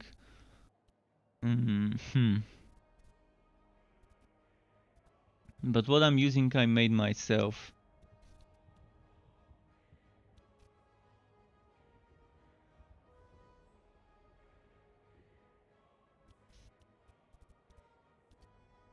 Still gonna keep it, who knows, maybe someone might need this one.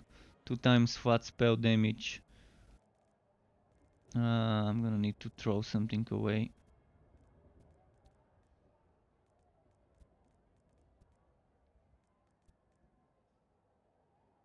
I'm gonna throw this one away. What are you looking for? Wish we had more storage space. 5. I knew that 5 was not gonna be enough when I saw that 5 is the limit. But we can make mules. We can make I think 6 characters. We can store some stuff in the characters that we're using just as mules. So that's not that bad. That can't be done. But yeah, I'd rather have more stash tabs than having to make mule characters to transfer items and so on. Oh, and the unique NPC, the Zeitgeist. Let's see what the Zeitgeist is selling. Please sell me a weapon or a shield. Come on, I know you want to. I can't actually target her. Do you see this? She's okay. I can target her now. I think I can target her. Just.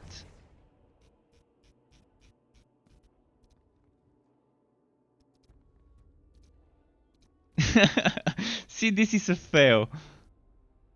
Greetings. Finally. Fate. This is a fail. You should see through the environment. Rygar's Hope. Okay. So it's level 60. Required level 60. And that's the new tier for Rygar's Hope. Would it be as good as a two-handed unique? Not unique, but two-handed legendary? Nowhere near. An excellent But choice. there's 232 Use it material and damage fulfill to your on destiny. attacks with this Or at weapon, least the so one we saw for you. we'll see. I wanna compare it to a regular Rygar's Hope, just to tell you. First of all, I'm gonna need 3 offensive number 1 sockets. Hurry up. Fate awaits.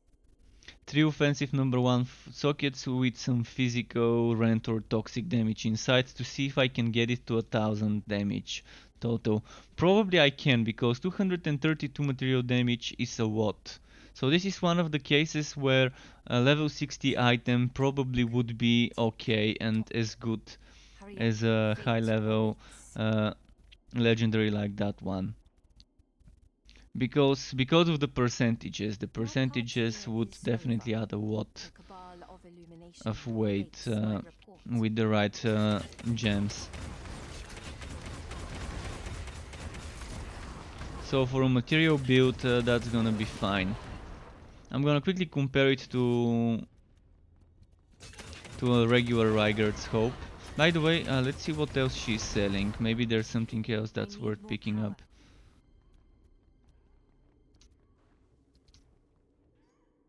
I am here to nudge you back on the right track.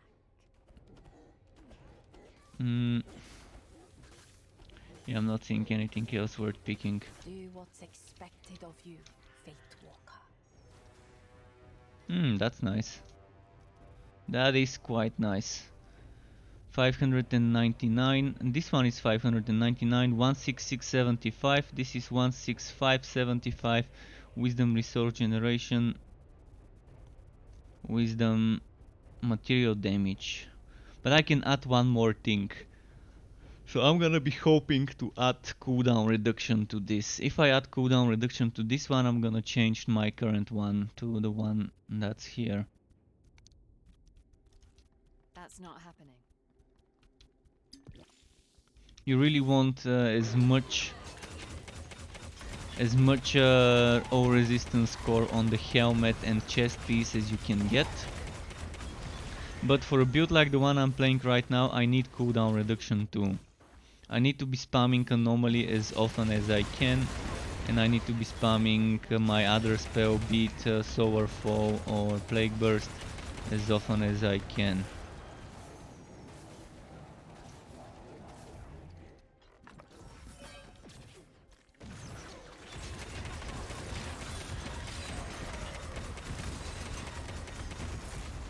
Dim red die, alright.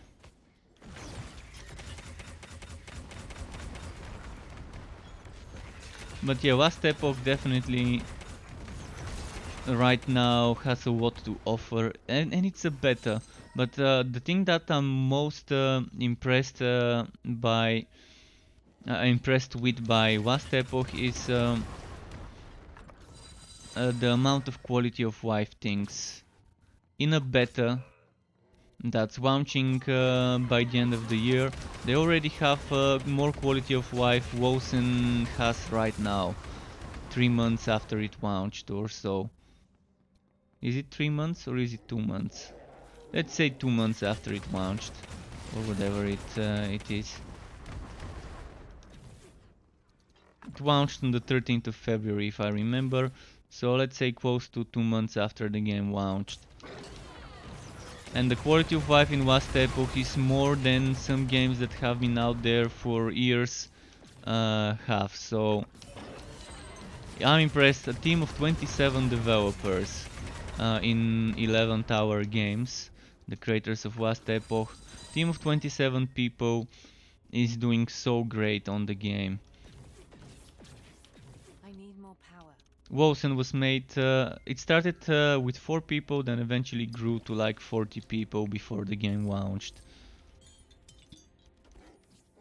I do remember the first versions of Wolcen, pretty clunky, pretty weird, but they had some great ideas which then those ideas that they have were the soul of Wolcen. Right now Wolcen is a soulless game, because the soul they had at the start, the ability to interact with different environments, for example hitting enemies that are standing in water with lightning would do more damage to them, all of this from the alpha was gone.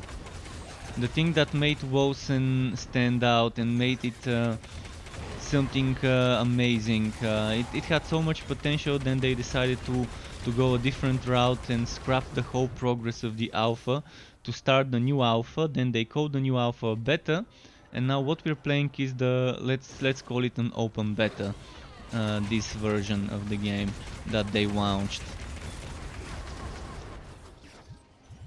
That's basically what it is, a public early access beta, even though it's considered a launched game. And I'm not gonna sugarcoat things, I'm gonna call it as I always do, what it is. They launched 70% or maybe 60% of the content in the game without giving us even a single day of testing it as beta testers. That's not the way you do. You have beta testers, hundreds of beta testers playing the game, and then you don't take advantage of those beta testers to allow them to test your content before launch. So that was 2 new acts, 16 new abilities that they never let us test, a whole new ring on the passive tree. The 3rd ring was never tested. And then they're surprised why there were so many bugs and issues when the game launched. Well, Bad decisions. On the other hand, 11th Tower is taking their time, listening to their community, taking advantage of having people test the game for them because they're a small team, and soaking in the feedback and doing some good balancing changes.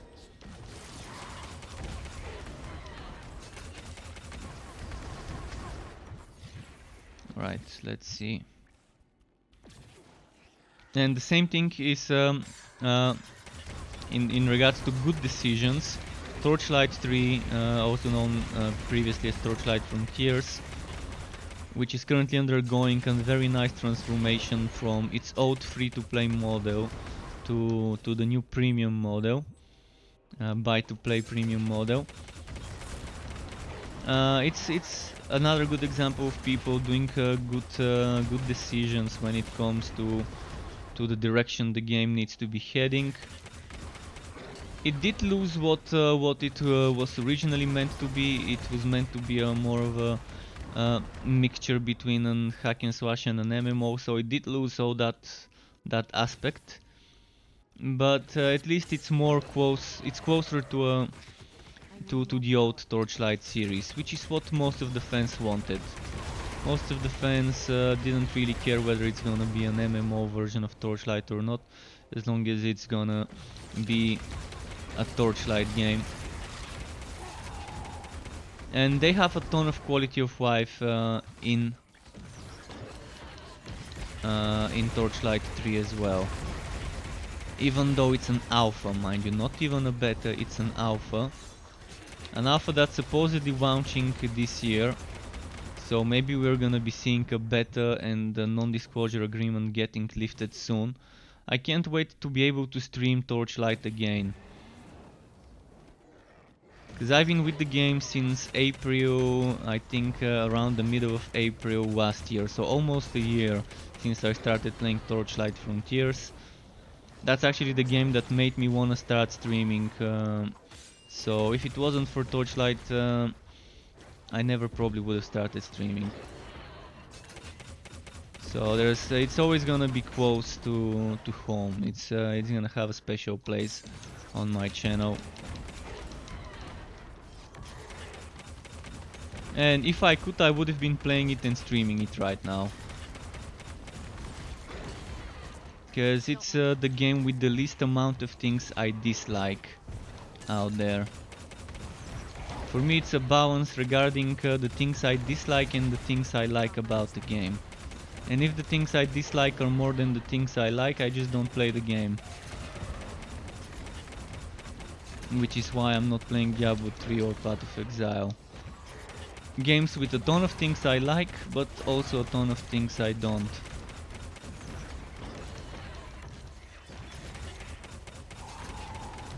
Wolcen is kind of maybe close to 50-50 right now for me. Last Epoch has a very few things I don't like about it. Very few things, so it's out there at the top for me. Together with Torchlight 3.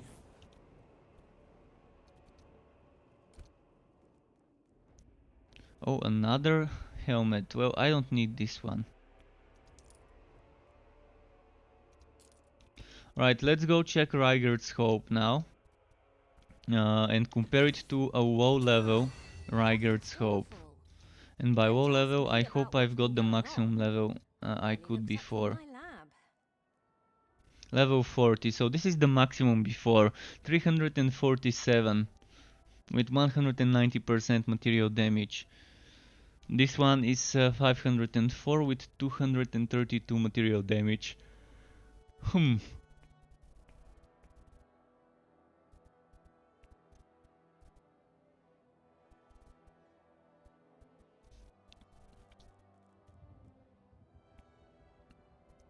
It's a substantial change. I think this weapon would be worth it if you put gems. I'm gonna quickly try. I don't have much gold, but I'm gonna try and reroll the socket types.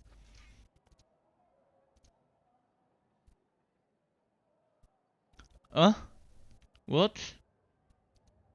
It's always offensive 2, offensive 3? Seriously? I think that's a bug. We used to be able to reroll the socket types on this one. Because otherwise, what's the point of having this item and not being able to reroll the sockets on it? I think they made a bug.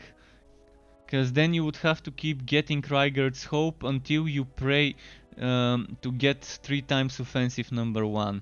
So, yeah, You don't look another like my usual another clientele.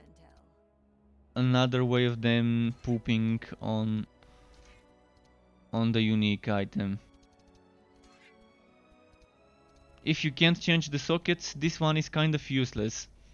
I can do spell damage and I can do ailment chance score, and that's kind of it. What else can I get? I can probably get crit damage on it. I can get 15% crit damage, but the rest is spell. Offensive number 2 is reserved for spell bonuses. So whatever I do, that's kind of wasted sword. They glitched it. They broke it. You should be able to reroll the sockets on a Rygar's Hope. We used to be able to do it before. So they did something to the uniques. I think with the bug that was allowing us to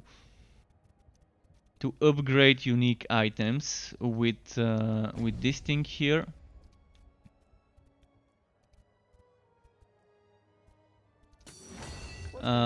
With the dark market, we could upgrade the rarity of a unique, and they made it so that we can't. And I think by making it like that, they locked them, so we can't reroll the sockets on Rygar's Hope. But they need to unlock Rygar's Hope for socket rerolling, otherwise it's a useless weapon.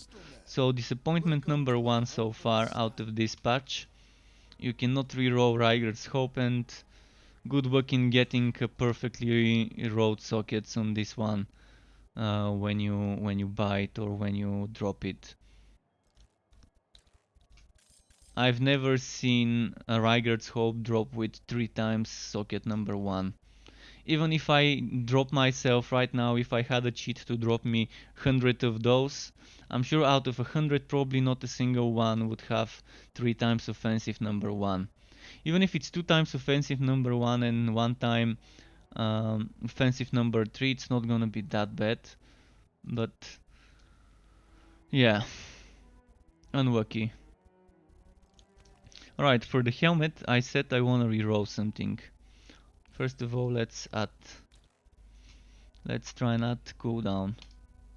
Cooldown, perfect. Amazing. I can now replace my current helmet and use that one. I'm gonna lose a little bit of damage and a little bit of a code resistance score, but I'm getting more resistances, so yeah. You don't look like my usual clientele. What do I need? Block efficiency, so that's number 2, I think. Oh shit. Marvelous seeing you. Come back soon.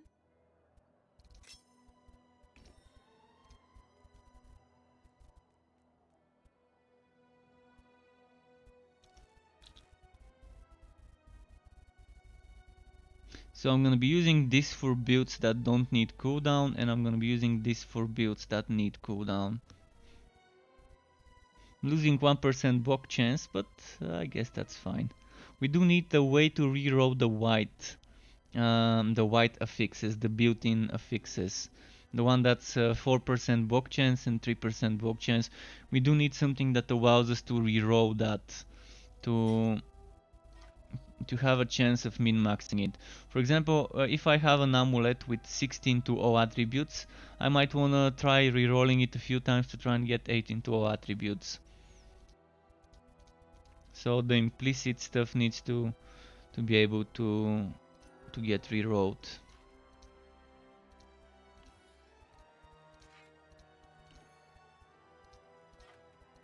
Alright, let's do a chest map. Maybe there's gonna be some unique stuff there.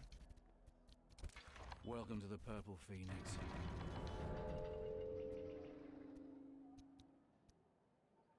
Come back soon. I'll be here as always.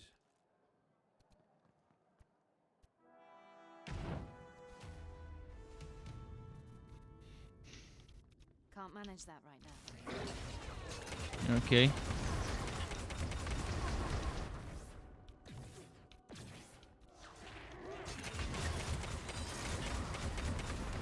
So on this map I need to wood every single piece of woodable object. You never know where the uniques are hiding. But the disappointment finding that this Rygar's Hope cannot be rerolled. It was actually a good increase in the damage compared to a level 41. But level 60 being the maximum on it, for some other unique items I'm kind of skeptical, and I think it's not gonna be that great. Time will tell. Oh, saying skeptical now, I wish I would be listening to some of his work. Great producer. If someone likes like good music, you might wanna look into Skeptical. Producer from the UK, one of the veterans in the DMB industry. He definitely makes some good work.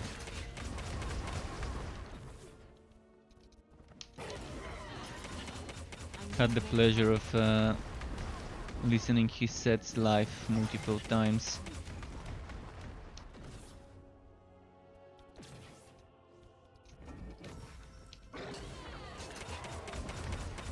He's amazing in the deep subgenre.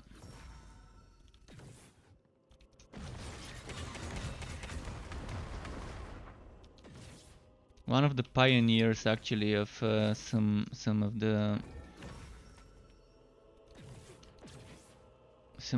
subgenre. I forgot what it was called. Shit, there was a specific term. I keep forgetting it. It was like a weird word that they were calling it.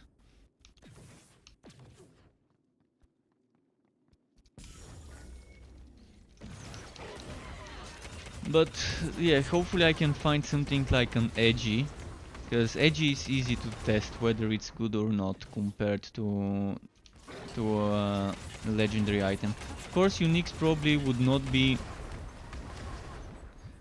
never be better than a min-maxed legendary with 3 times flat damage. But if it gets close to 2 times flat damage legendary, then it's still gonna be worth using for material based builds, for example. Like if I can get the edgy to give me as good damage as this thing, even if it's not exactly as good but close to it on a material build, because this one is rent and toxin, but it also has whitening. So that whitening, I'm gonna be losing it if I use a material build. But with the edgy, all the damage you're doing would be material. So let's say the edgy goes all the way to like on the weapon card, if it goes to 900 damage or 850, I would still use it for a material build over this one, because this one on a material build would instead of 1036, it's gonna be 800. I'm gonna lose that 236 maximum damage. This one would be lost if I go for a build that's using what's its name? I'm talking about Gods Amongst Men. This one, Gods Amongst Men. Gods Amongst Men is great, by the way, for certain setups. You're only gonna be doing material, so you're not gonna be benefiting from applying ailments other than bleeding or poison on the enemies. So it's not suggested for some stuff, but you get that extra 50% damage. And you also get 30% of all the other damage. So for example, from this widening damage here, I could be converting 30% into physical with this one. The other 70% you're losing though. So that's why an edgy needs to do around 800 to be able to compete with something like legendary high level two-hander.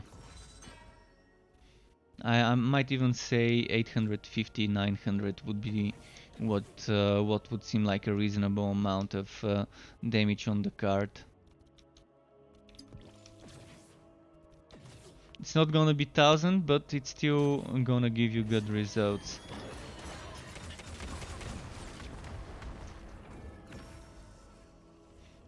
Okay. Need to kill some Aurora Knight. I'm trying to loot everything on this map because it's a chest map. That means a lot of hidden stuff.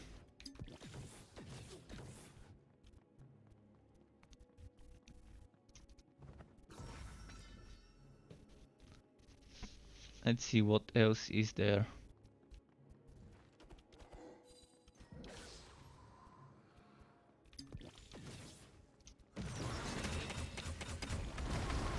Maybe something's hidden here? No. Wouldn't it have been nice if this was a wootable pile of sand that you can kind of click on it and dust it off, and then there's a chest underneath it that you can open? Would have been nice. But having a chance to unearth something that's not a chest, like a mimic or whatever, or some sort of a scorpion creature or whatever, demon hiding there. Maybe trigger some sort of a traps on chests. Keep trolling people who try to open them. I remember the good old days where hack and slash games had traps on chests that you can open.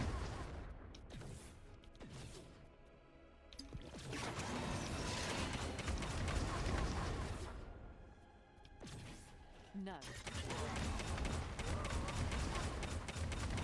I think in Diablo 2 I've died a lot of times from looting stuff that's not supposed to be looted, like I can't do that right now. something exploding or triggering a trap or things like this. I think it was Diablo 2 that had this mechanic, the first from the non-turn based games, non-turn based hack and slash RPGs. Not sure whether Dungeon Siege or Sacred had it. I think Sacred had it, and man, do I wish for a new Sacred game to be out there from the original developers of Sacred 1 and 2. Not from the ones that made Sacred 3. Even if it's from the ones that made Sacred 3, as long as they make it right, I think the franchise has a lot of potential to maybe reboot it. I think remaking Sacred 1 and Sacred 2 with a modern engine would be amazing. That whole story on Sacred 1 and 2 with the modern engine and with the systems that it had, I think many people would enjoy it. There's many people who don't even know what it is nowadays. There are people who weren't even born that are now adults that probably never even got to play this game. And it was a gem. I actually enjoyed playing Sacred 2 more than I enjoyed playing Diablo 2. And they roughly were popular around the same time.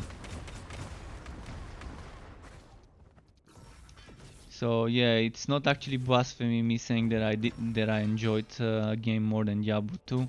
It just fit my item whore playstyle more than Diablo 2 did.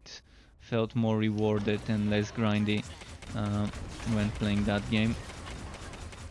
And there were some challenging boss fights, mind you. But back then I was a teenager. I didn't I didn't min-max stuff. I was playing just for fun back then. So I wasn't even aware of most of the runewords recipes when I was playing Diablo. I was not using runeword items, for example, which were some of the best. Oh, hi. Have you been somewhere? You look a little rough. So most of the depth in Diablo kind of, yeah, went past me.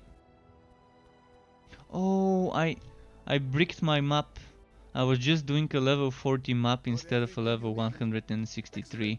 Come back soon. At least I unlocked some new skins. I need to sometimes spend a few hours doing low level maps Don't to forget unlock about some me, skins. adventurer. Yes. Because if you look at my fashion skins, there's a ton of them I didn't unlock. And it's mostly the low level stuff. The low level stuff I kind of skipped some of it wood wise. I was just killing stuff, trying to progress it further without looting. So a ton of skins I can unlock, especially when we take the weapons.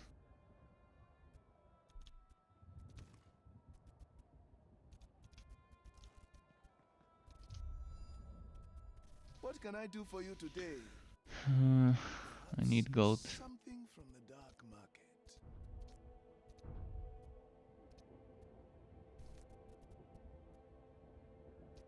I'm gonna do the opposite of what I So normally good to do. see you. Normally I Want me to get create the chamber ready affinity for you? with gold, Please say yes. but this time I could probably do the opposite. To create gold with affinity.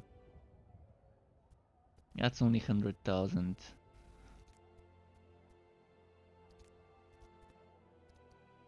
Gonna need to save some more affinity.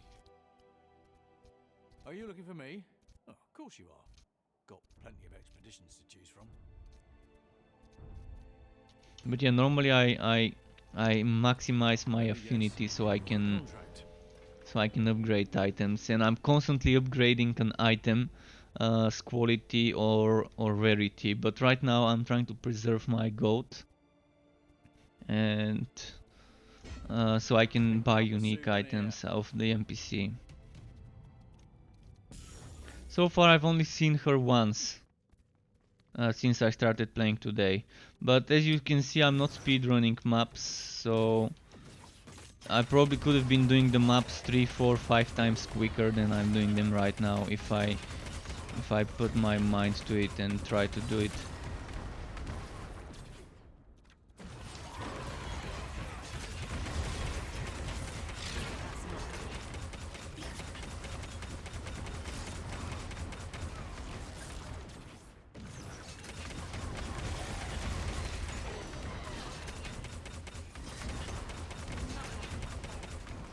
Let's see this.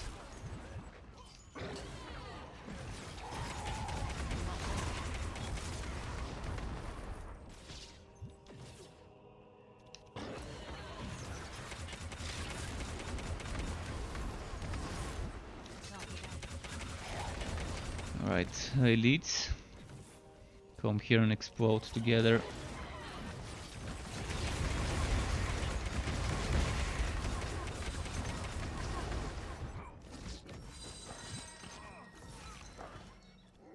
Oh, one missed.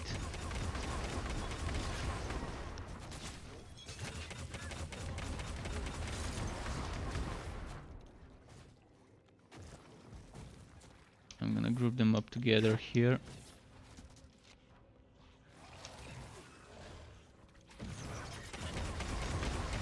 Oh, the others are so slow when it comes to grouping up. I should probably get my chains on.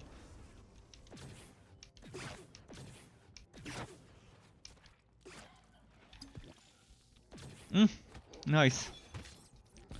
Purple chest.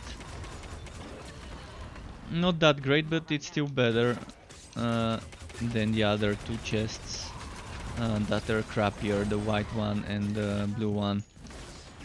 It's not a legendary chest, but it's still not a bad one.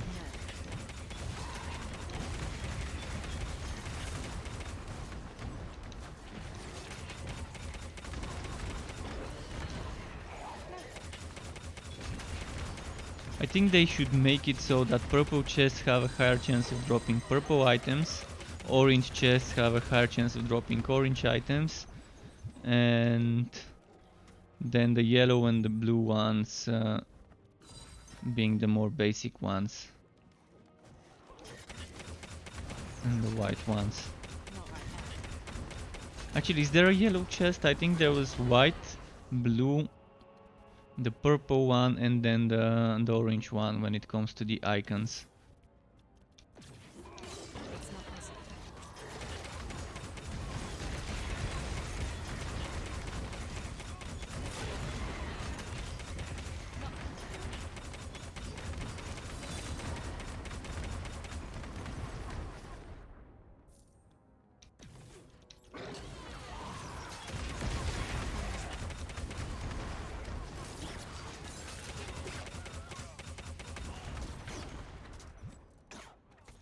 Alright, come on.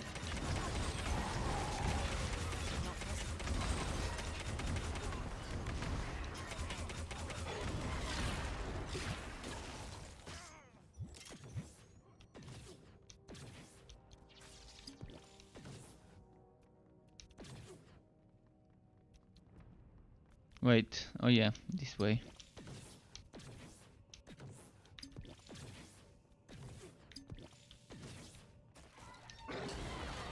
Not possible. And they're down.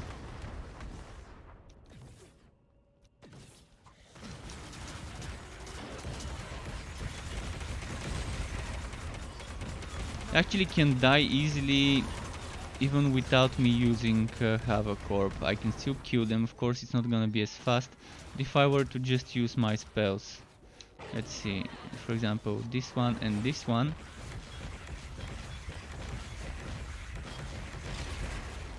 And they die. Of course super slow, but I need more power.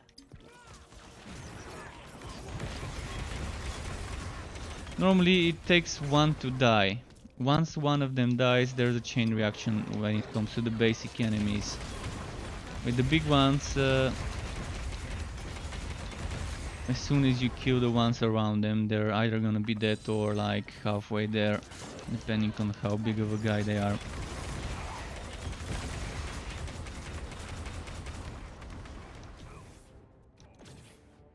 Oh, let's see. Some basic reagents.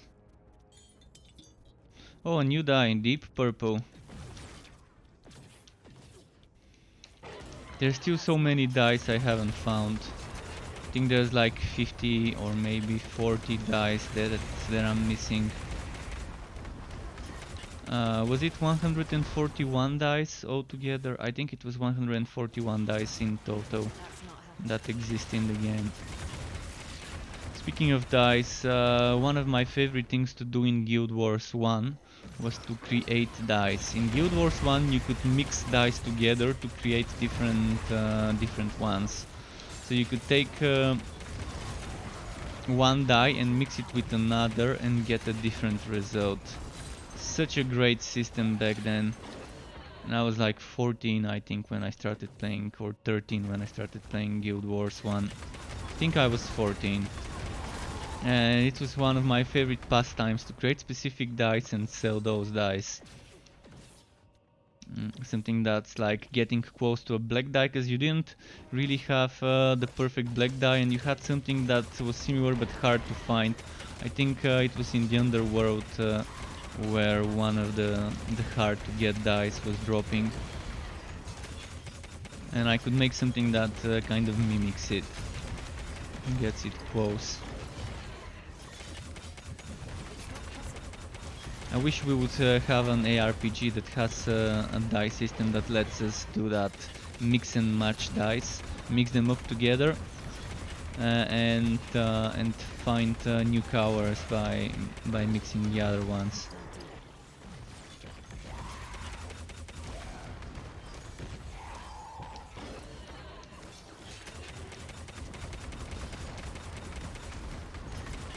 That's not happening.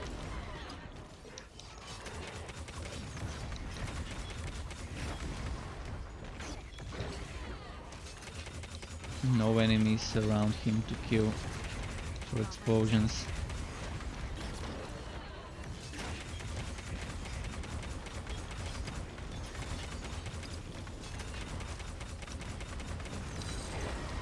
I wish I had 5 more levels. If I had 5 more levels, I could get 1, 2, no, 1, 2, 3, 4, 5 to get that extra rage and willpower and that extra rage cost reduction. So 5 more levels then. 6, 7, 8, 9, and that makes it 90.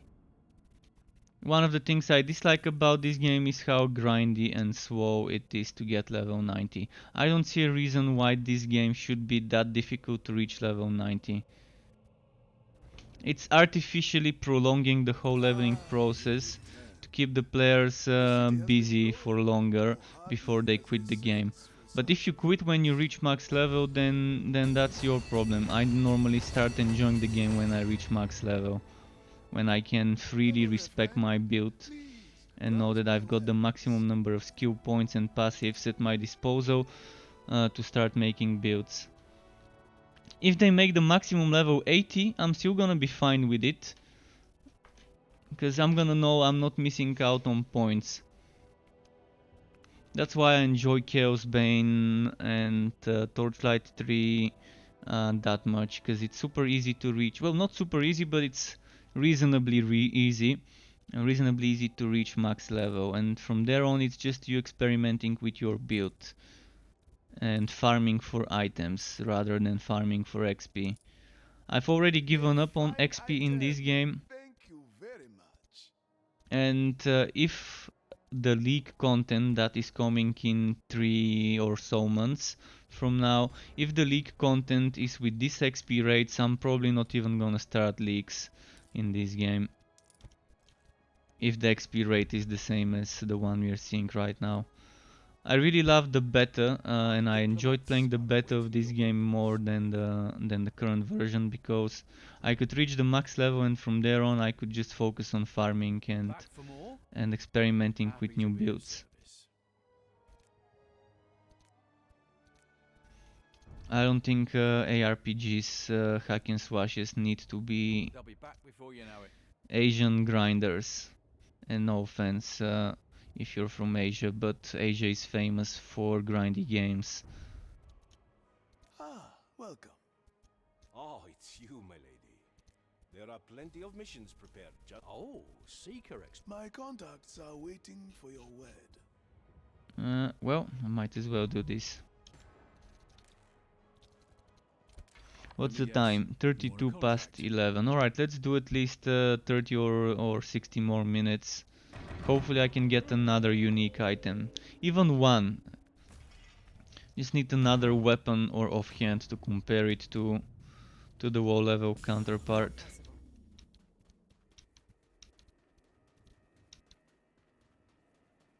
But yeah, I know it's not gonna be easy to get uniques this quick to compare them. I might have to play offline. Man, I wish I knew how to add items. Some people said there's a way to add items offline by editing the JSON file, but I don't know how.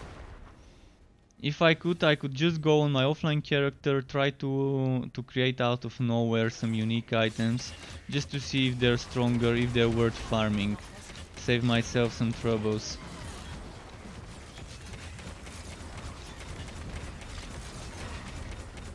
Is it just me, or am I getting some FPS drops? Some severe FPS drops.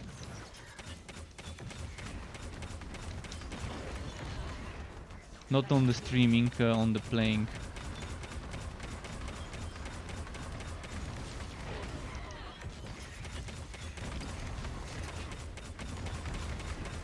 The bigger they are, the harder they fall.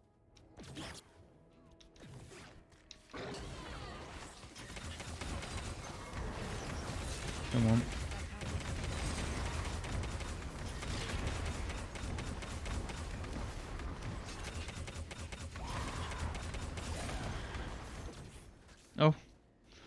Chest, come on.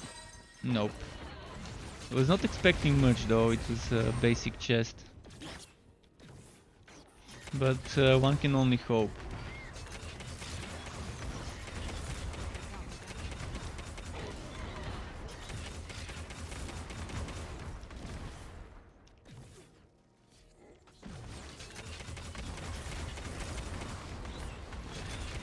Right.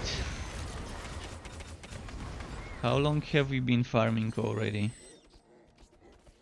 2 hours and a half, exactly. 2.5 hours, 1 unique is not bad. If I find unique for every 2.5 hours, it's not that bad. But the problem is, would I be finding only weapons and offhands to test whether they're as good as they need to be. It's actually pretty nice that the first unique I found after the changes is a Rygarde's Hope. So I could find a bug for them. And they still don't have send feedback button from within the game. Not a fan when there isn't a way to report a bug from within the game and I have to go out of my way and go into Discord and report the bug on Discord or on the forums. When it could be super simple to have a feedback button that you click and then you write your feedback and all of that goes sent to the QA team to a specific email address that they're monitoring, like for example feedback at Wolcen.com or whatever they want to call it, or bug reports or whatever, something like that. If you add something like this, every time I stream I would be reporting at least a few bugs a day. Because I do find a lot of bugs. And having such a feedback option would make it easy for the QAs to test stuff, because if they make a script like Torchlight 3 has a script where when you click on the feedback button it also sends some hidden information, which is information regarding the game session, the map seed, the level, the character name, the zone, the location in the zone that the player was located and all of that. So it's gonna be nice if they make in-game bug reporting. It's gonna make their job easier when testing bugs. And overall, that's what you want. You wanna be able to allow your players to send you as much data as possible when reporting bugs, so that you can later on easily find what was causing it.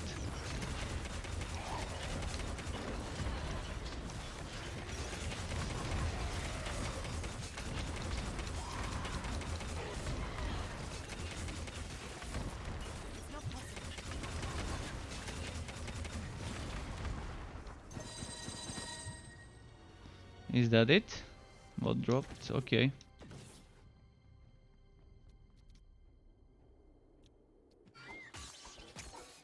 Wait, did I see an... Oh, Greed Shrine. No, not Greed Shrine. False alarm, false alarm. I can't do that. Greed Shrines make my eyes go super wide.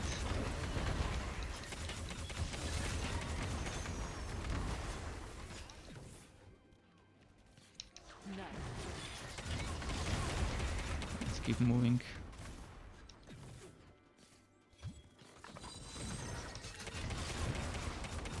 It's not possible.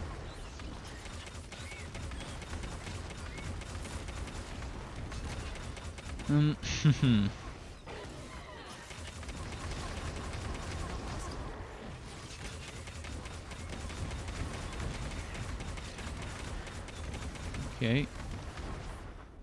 Halfway done with this map.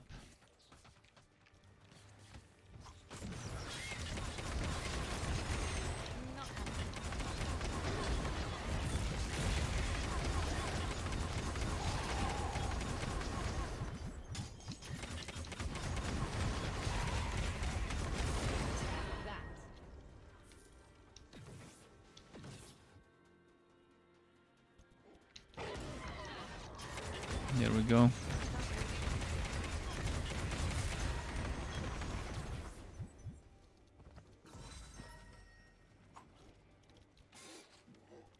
I do wish there was something to do with unwanted legendary and unique items though. A way to like salvage them.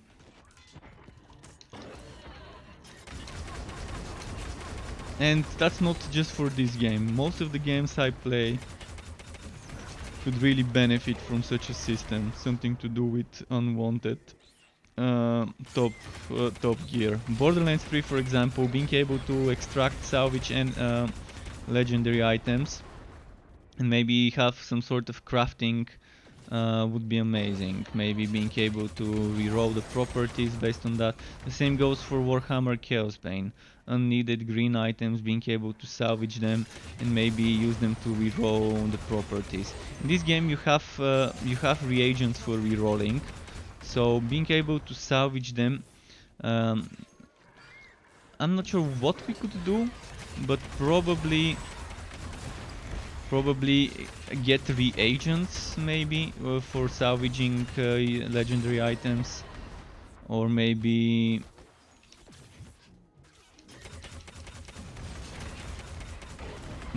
get special new reagents. For example, I'm salvaging, let's say, this armor, and then I can get a special reagent that gives me occult damage or ferocity. Like I can extract one of the actually one of the 4 things that I see. Then I can take that one and put it in an item that can have this applied on it. This would really make min-maxing stuff easy. Of course, the limitations of how many affixes and prefixes an item can have would apply when adding stuff. But I think maybe some sort of resource would be nice to have. I'm loving how in Diablo 3, for example, one of the few things I like about Diablo 3 is the item rerolling system.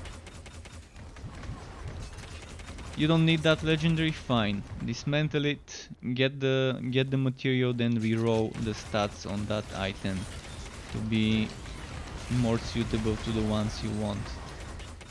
It has the right amount of control. Yeah, of course you might end up rerolling 200 times that one item if you want to get that one stat with the right amount on it, but at least you have control. Whereas currently in this game I might reroll 400 times and never get the thing I want on an item.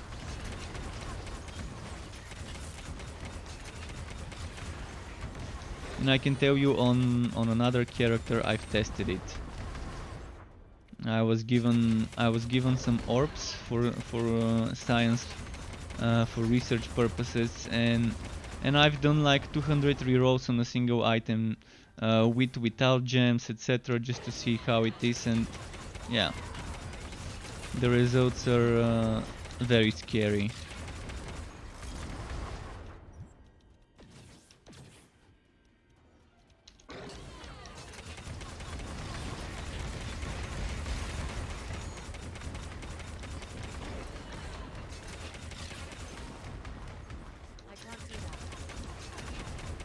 Alright, where are we?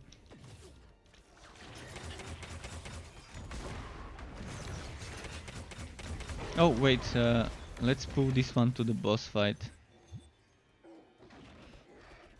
And let's explode them together. Sphere, come on here. Here, Sphere. Well, my pet is trolling me again. That stupid pet. I wanna get them together. And the pet was just keeping one of them busy.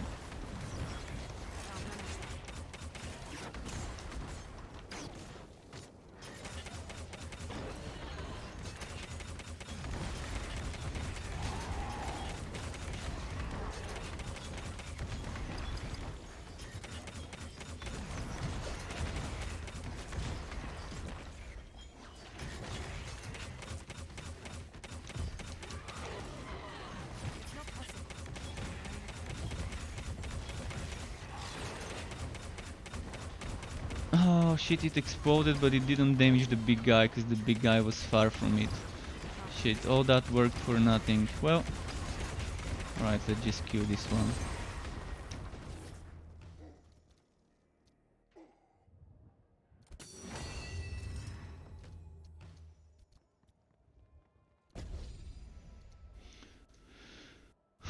Okay, that's not a choice, that's just a reward. This one's a choice though. Ah, a customer. Welcome to my humble stand.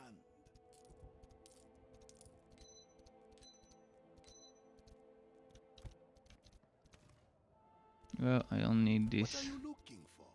A but new this I weapon, need. perhaps? Only got 10 of those. Those gems are probably the most sought after.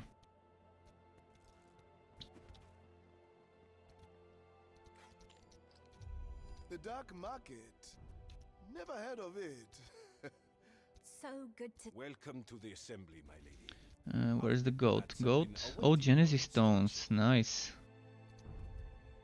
Where are you thinking of sending the Seekers today? Somewhere dangerous by any chance? It would be nice if they make those For more? expeditions have a chance to Happy give hear you service. unique items. For example, the Boot Tier Quan's burial site, which gives you bruiser armor. What if they make it with a very small chance, like 1-3% chance of giving you the Boot Tier Bastion? Boot Tier Quan is in the war of the game. You can read more about that Quan on this items tooltip. Where is it? Boot Tier Bastion. Shit, do I even have it? Oh, there we go. Boot Tier Bastion. So you can see this was an armor that the first leader of the Boot Tier Quan was wearing. So if you're doing a Boot Tier expedition with the Seekers, why not make it so there's a very small chance of getting the Boot Tier item? And if you're doing some Regicide expedition, why not have a chance to get the Regicide weapon? And things like that. You kind of get my idea. And yeah, getting chance of getting specific items from specific expeditions. Plenty of eager seekers waiting for your word. Maybe that actually is in the game, but I've so far never gotten more than a legendary. And it's nice because the name definitely is befitting of the Boot Tier expedition being able to drop the Boot Tier armor.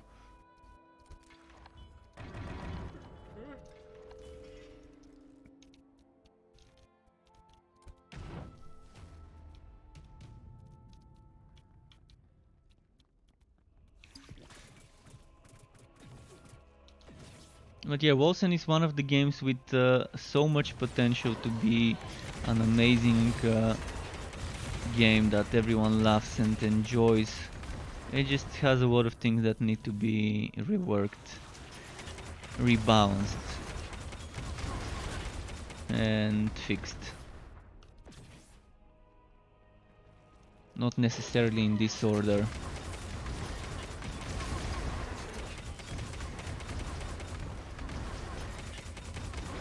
For now, I think fixes should be the priority. If something's broken, fix it. And when it comes to balancing, I think they need to focus on the things that are weak, not on the things that are strong.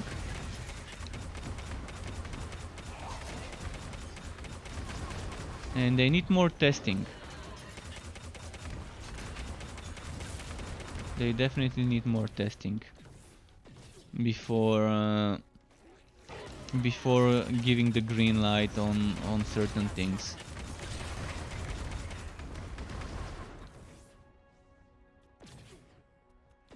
They've already hired external team to help them with the QA before patches. That's why they're taking their time now. They're not releasing a patch every week, but one every 2 weeks, so that they can do more QA before that. It's okay, it's reasonable, but I still don't think they're testing well enough. They should be testing on high and low level content. And they should be testing with high level versions of a skill and low level version of a skill. If it were up to me, I would be testing a skill with every 10 levels just to see how it progresses. Every 10 levels of the skill, testing it against enemies of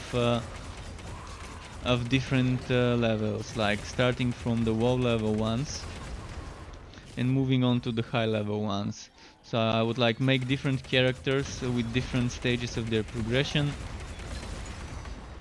and I would have different levels of that certain skill I'm testing on each character for that specific content. And try a fresh new character starting the story with a character that's using that skill just to see how it is in the first few minutes of the game, then moving further in the story in the next chapter and so on, just to see how it feels. And most importantly, what people really need testing for would be the end game. Level 163 to level 190 enemies. Or was it 89 the maximum? Level 189 enemies. Checking if a maxed out version of the skill is okay against the maxed out content, with a build centered around using that skill. Even if it's not a min-maxed proper meta setup, you still would want the skill to be viable. Maybe not super speed, supersonic viable, but you still want to be able to clear enemies with ease. And a little bit of difficulty, of course, when it comes to the elites. Basically, any skill should be able to, within a few seconds, be able to clear a group of enemies. Like now, within a few seconds I can clear this group of enemies and only the elite would be remaining. And that means it's viable if it can do that. It may not be meta where I'm one-shotting everything, but it doesn't mean it's bad.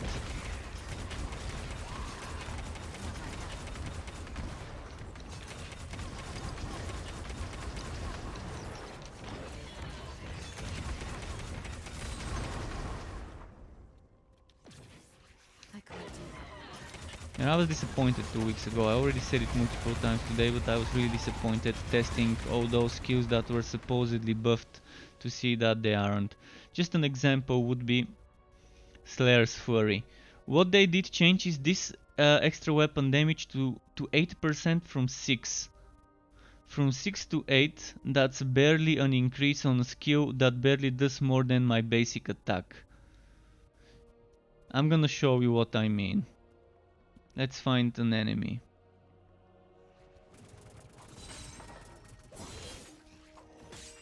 So look at my basic attack. I'm actually gonna clear all the other enemies.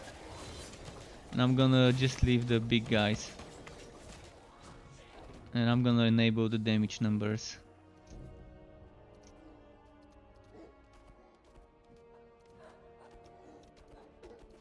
So my basic attacks, you can see 40 something thousand, 30,000, 29,000. So that's for my basic attacks. 41,036. Now let's have Slayer's Fury. 73,000. So twice my basic attack. 50,000, 63,000, 30, 34, 50. So it's dealing not much more than my basic attack.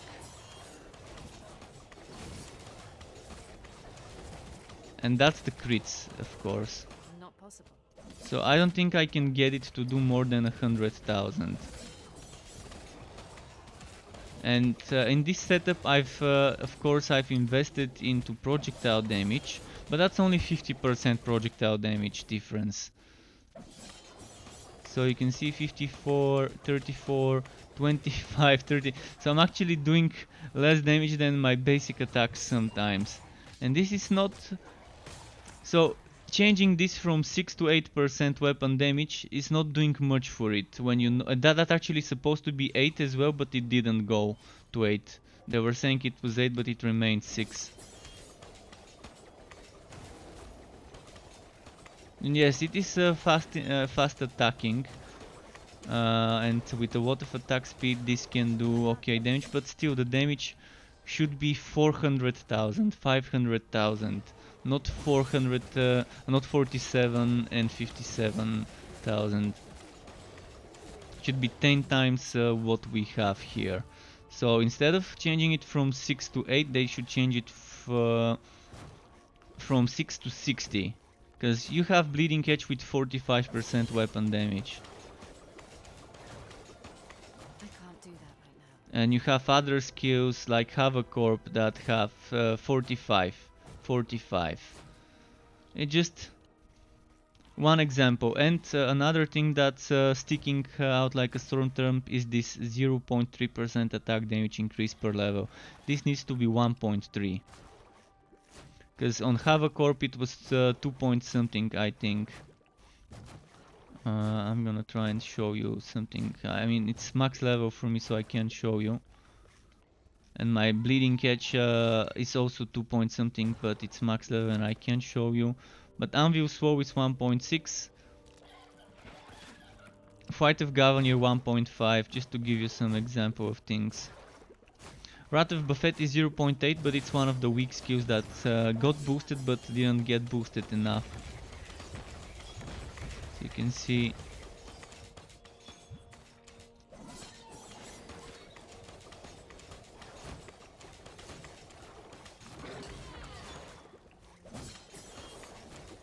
And now let's see my basic attack on this enemy.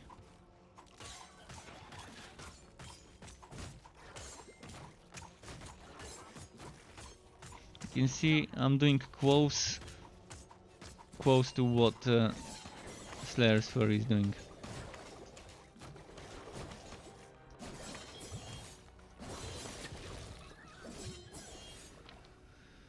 So that's just one example of what I mean about skills being weak, that they supposedly buffed up 2 weeks ago.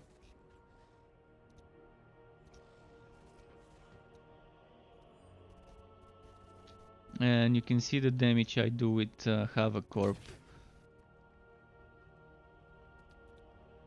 And that's without Immortal Offering even. That's without Immortal Offering, I can still do like 400,000 damage sometimes. 370. And with Immortal Offering I get much better damage, of course, when I get all the Immortal Offering stats.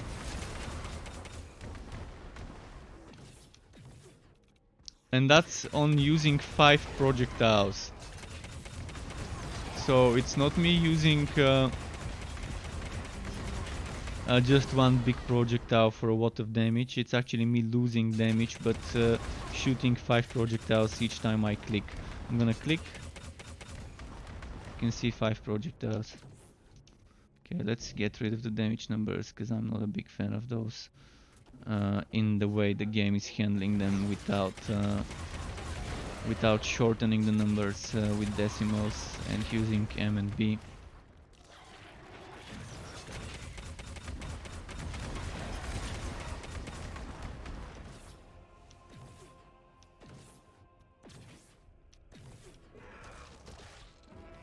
I need more power. And I think the best way to test skills is without any passives allocated. If someone would be testing skills to see if they're buffed enough, get rid of some of the passives that boost the damage, and that way you would know how it compares to the basic attack, how much damage it can do without a passive setup, and then you can change. You can try and test it with a passive setup to see how much stronger it can get with certain passives that synergize well with it.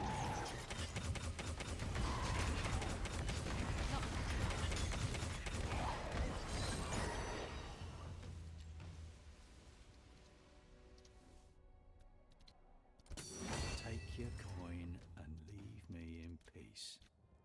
Let's see this frost material, and that's all over the place. Yeah, I don't need this one either. Be shy. Habe has everything a soldier needs. Feels bad having to sell unique items, legendary items, but again, not much I can do with them.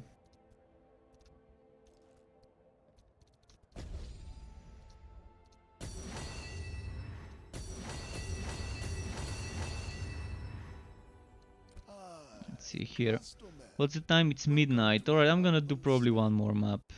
Oh, wait. 932 HP. Tempting.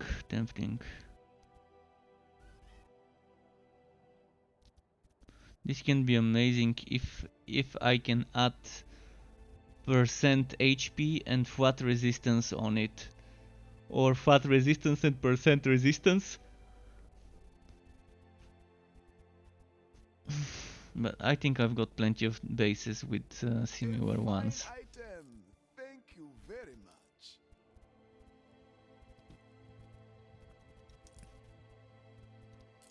I think I've got a bunch of those already here.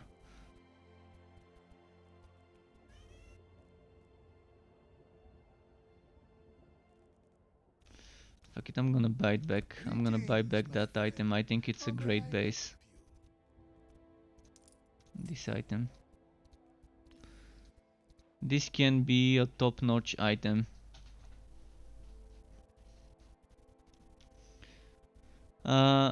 Let's see if I can get rid of the resource generation or whether I'm gonna brick it. I'm gonna use an echo. Resource generation, be gone. What? What happened? Oh, the HP changed. Oh, okay. Well, might as well use some entropies now.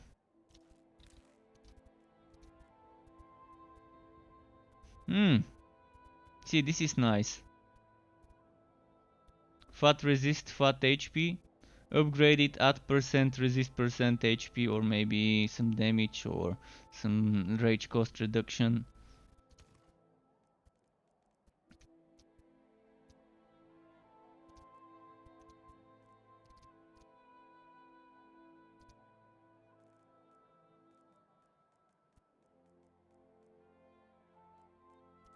Don't be shy. I'm gonna keep it like Habe this has here. everything a soldier needs.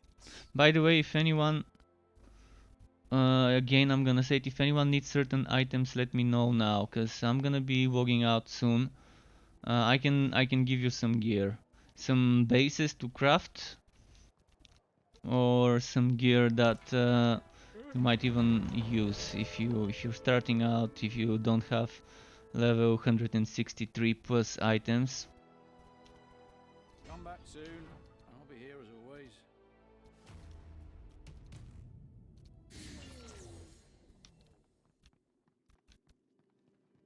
Can't manage that right now.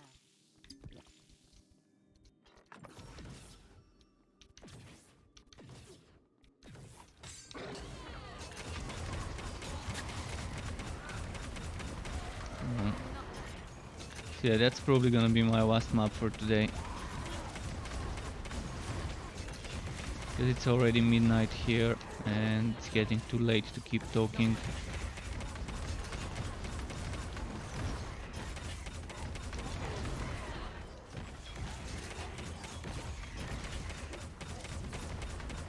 Wow, those are taking forever to die. They better drop something nice though.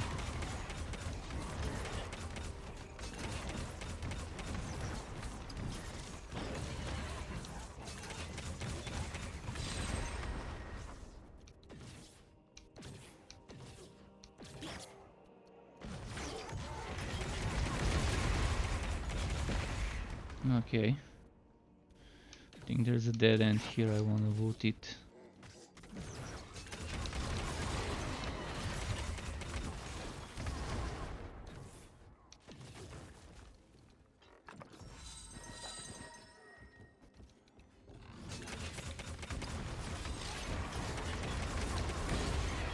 Next.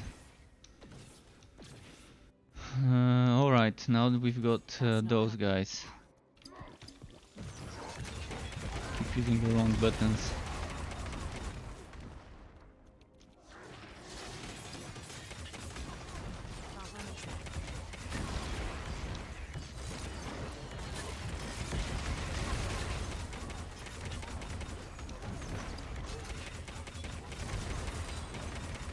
someone summoning those, or are they just a train following me?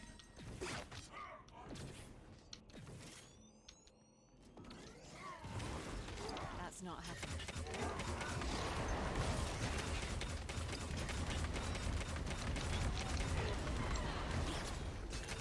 When you see him putting his hand up, always dodge, because there's a big one coming. That AoE with the duration that can kill you in an instant. That's not happening.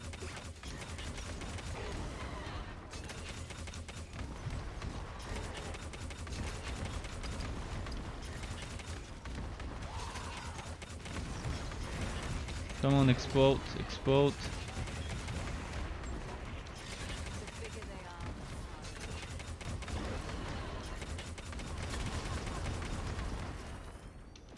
Alright, let's keep going.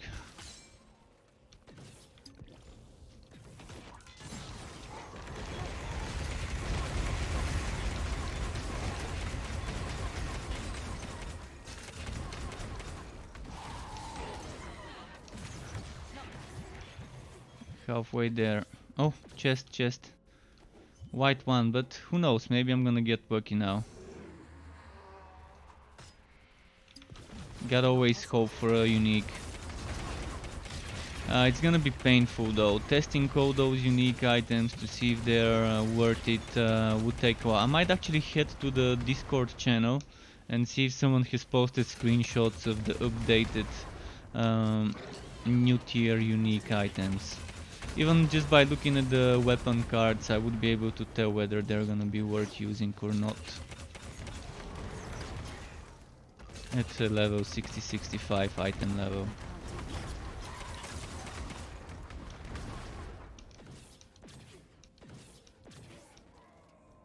Because you can see Rygar's Hope, that's a level 163 item, but it's capped at 60. Before it was capped at 40. And if it wasn't for the restriction of not being able to reroll the sockets on this item, which seems like a bug to me, if that restriction wasn't there, it probably would have been viable as a weapon. I think it would have been okay with that boost. So this is a maybe on this item from me. Maybe once it gets fixed so we can reroll the sockets, of course. Cause we kind of were able to reroll the sockets, and then suddenly I think they broke it.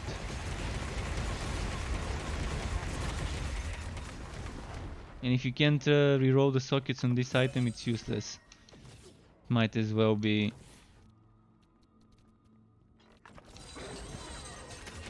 It might as well not have any sockets if you can't reroll them.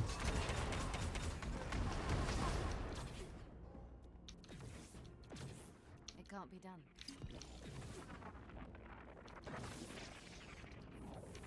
That was a nice sound effect. Can't manage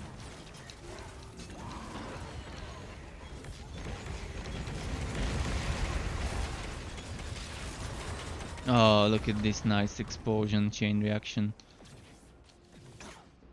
I'm a big fan of chain explosions. Not right now. That's not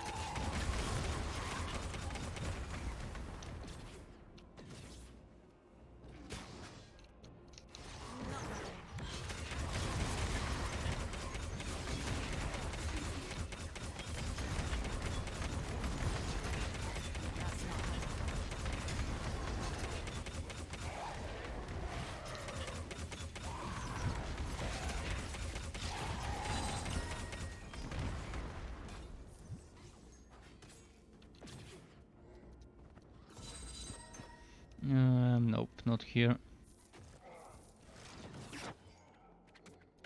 Maybe the NPC with the chests with the wood is here.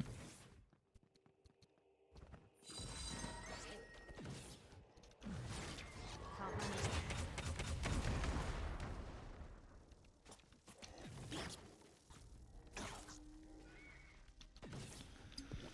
that. Nothing here.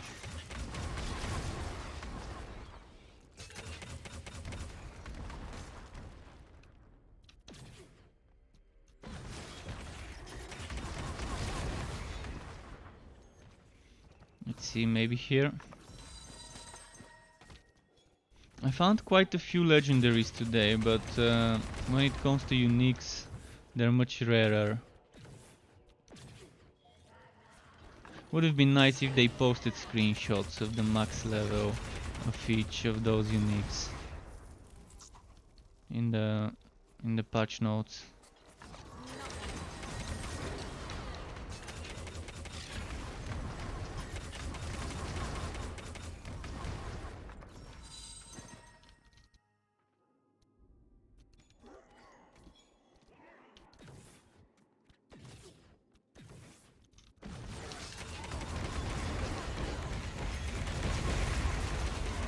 I'm wondering which weapon I'm looking forward to the most. Probably some of the offhands like shields and stuff.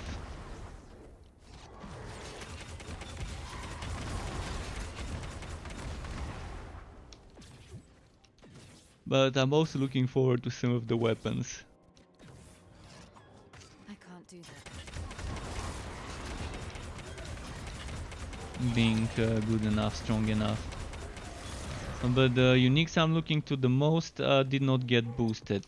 That's the armors. The armors are the ones that right now are super unusable, because they are way below what you need to be doing high level content.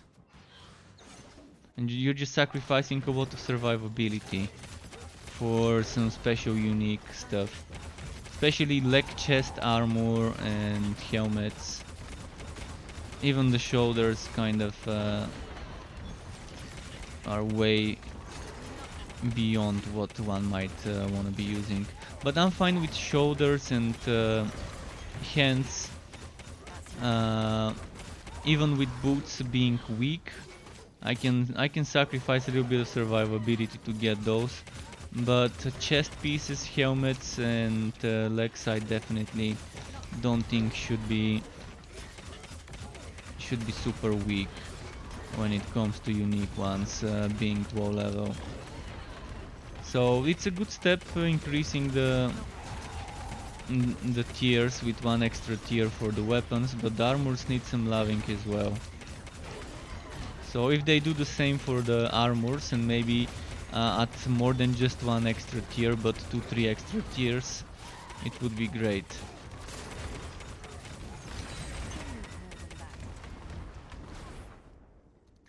Let's say for example level 100 or level 90. Oh shit, did I go further? Ah fuck, okay, I'm gonna have to kill them. I'm gonna have to get them to kill me. Cause it's 13 past midnight, it's time to kind of go. Alright, enemies, kill me.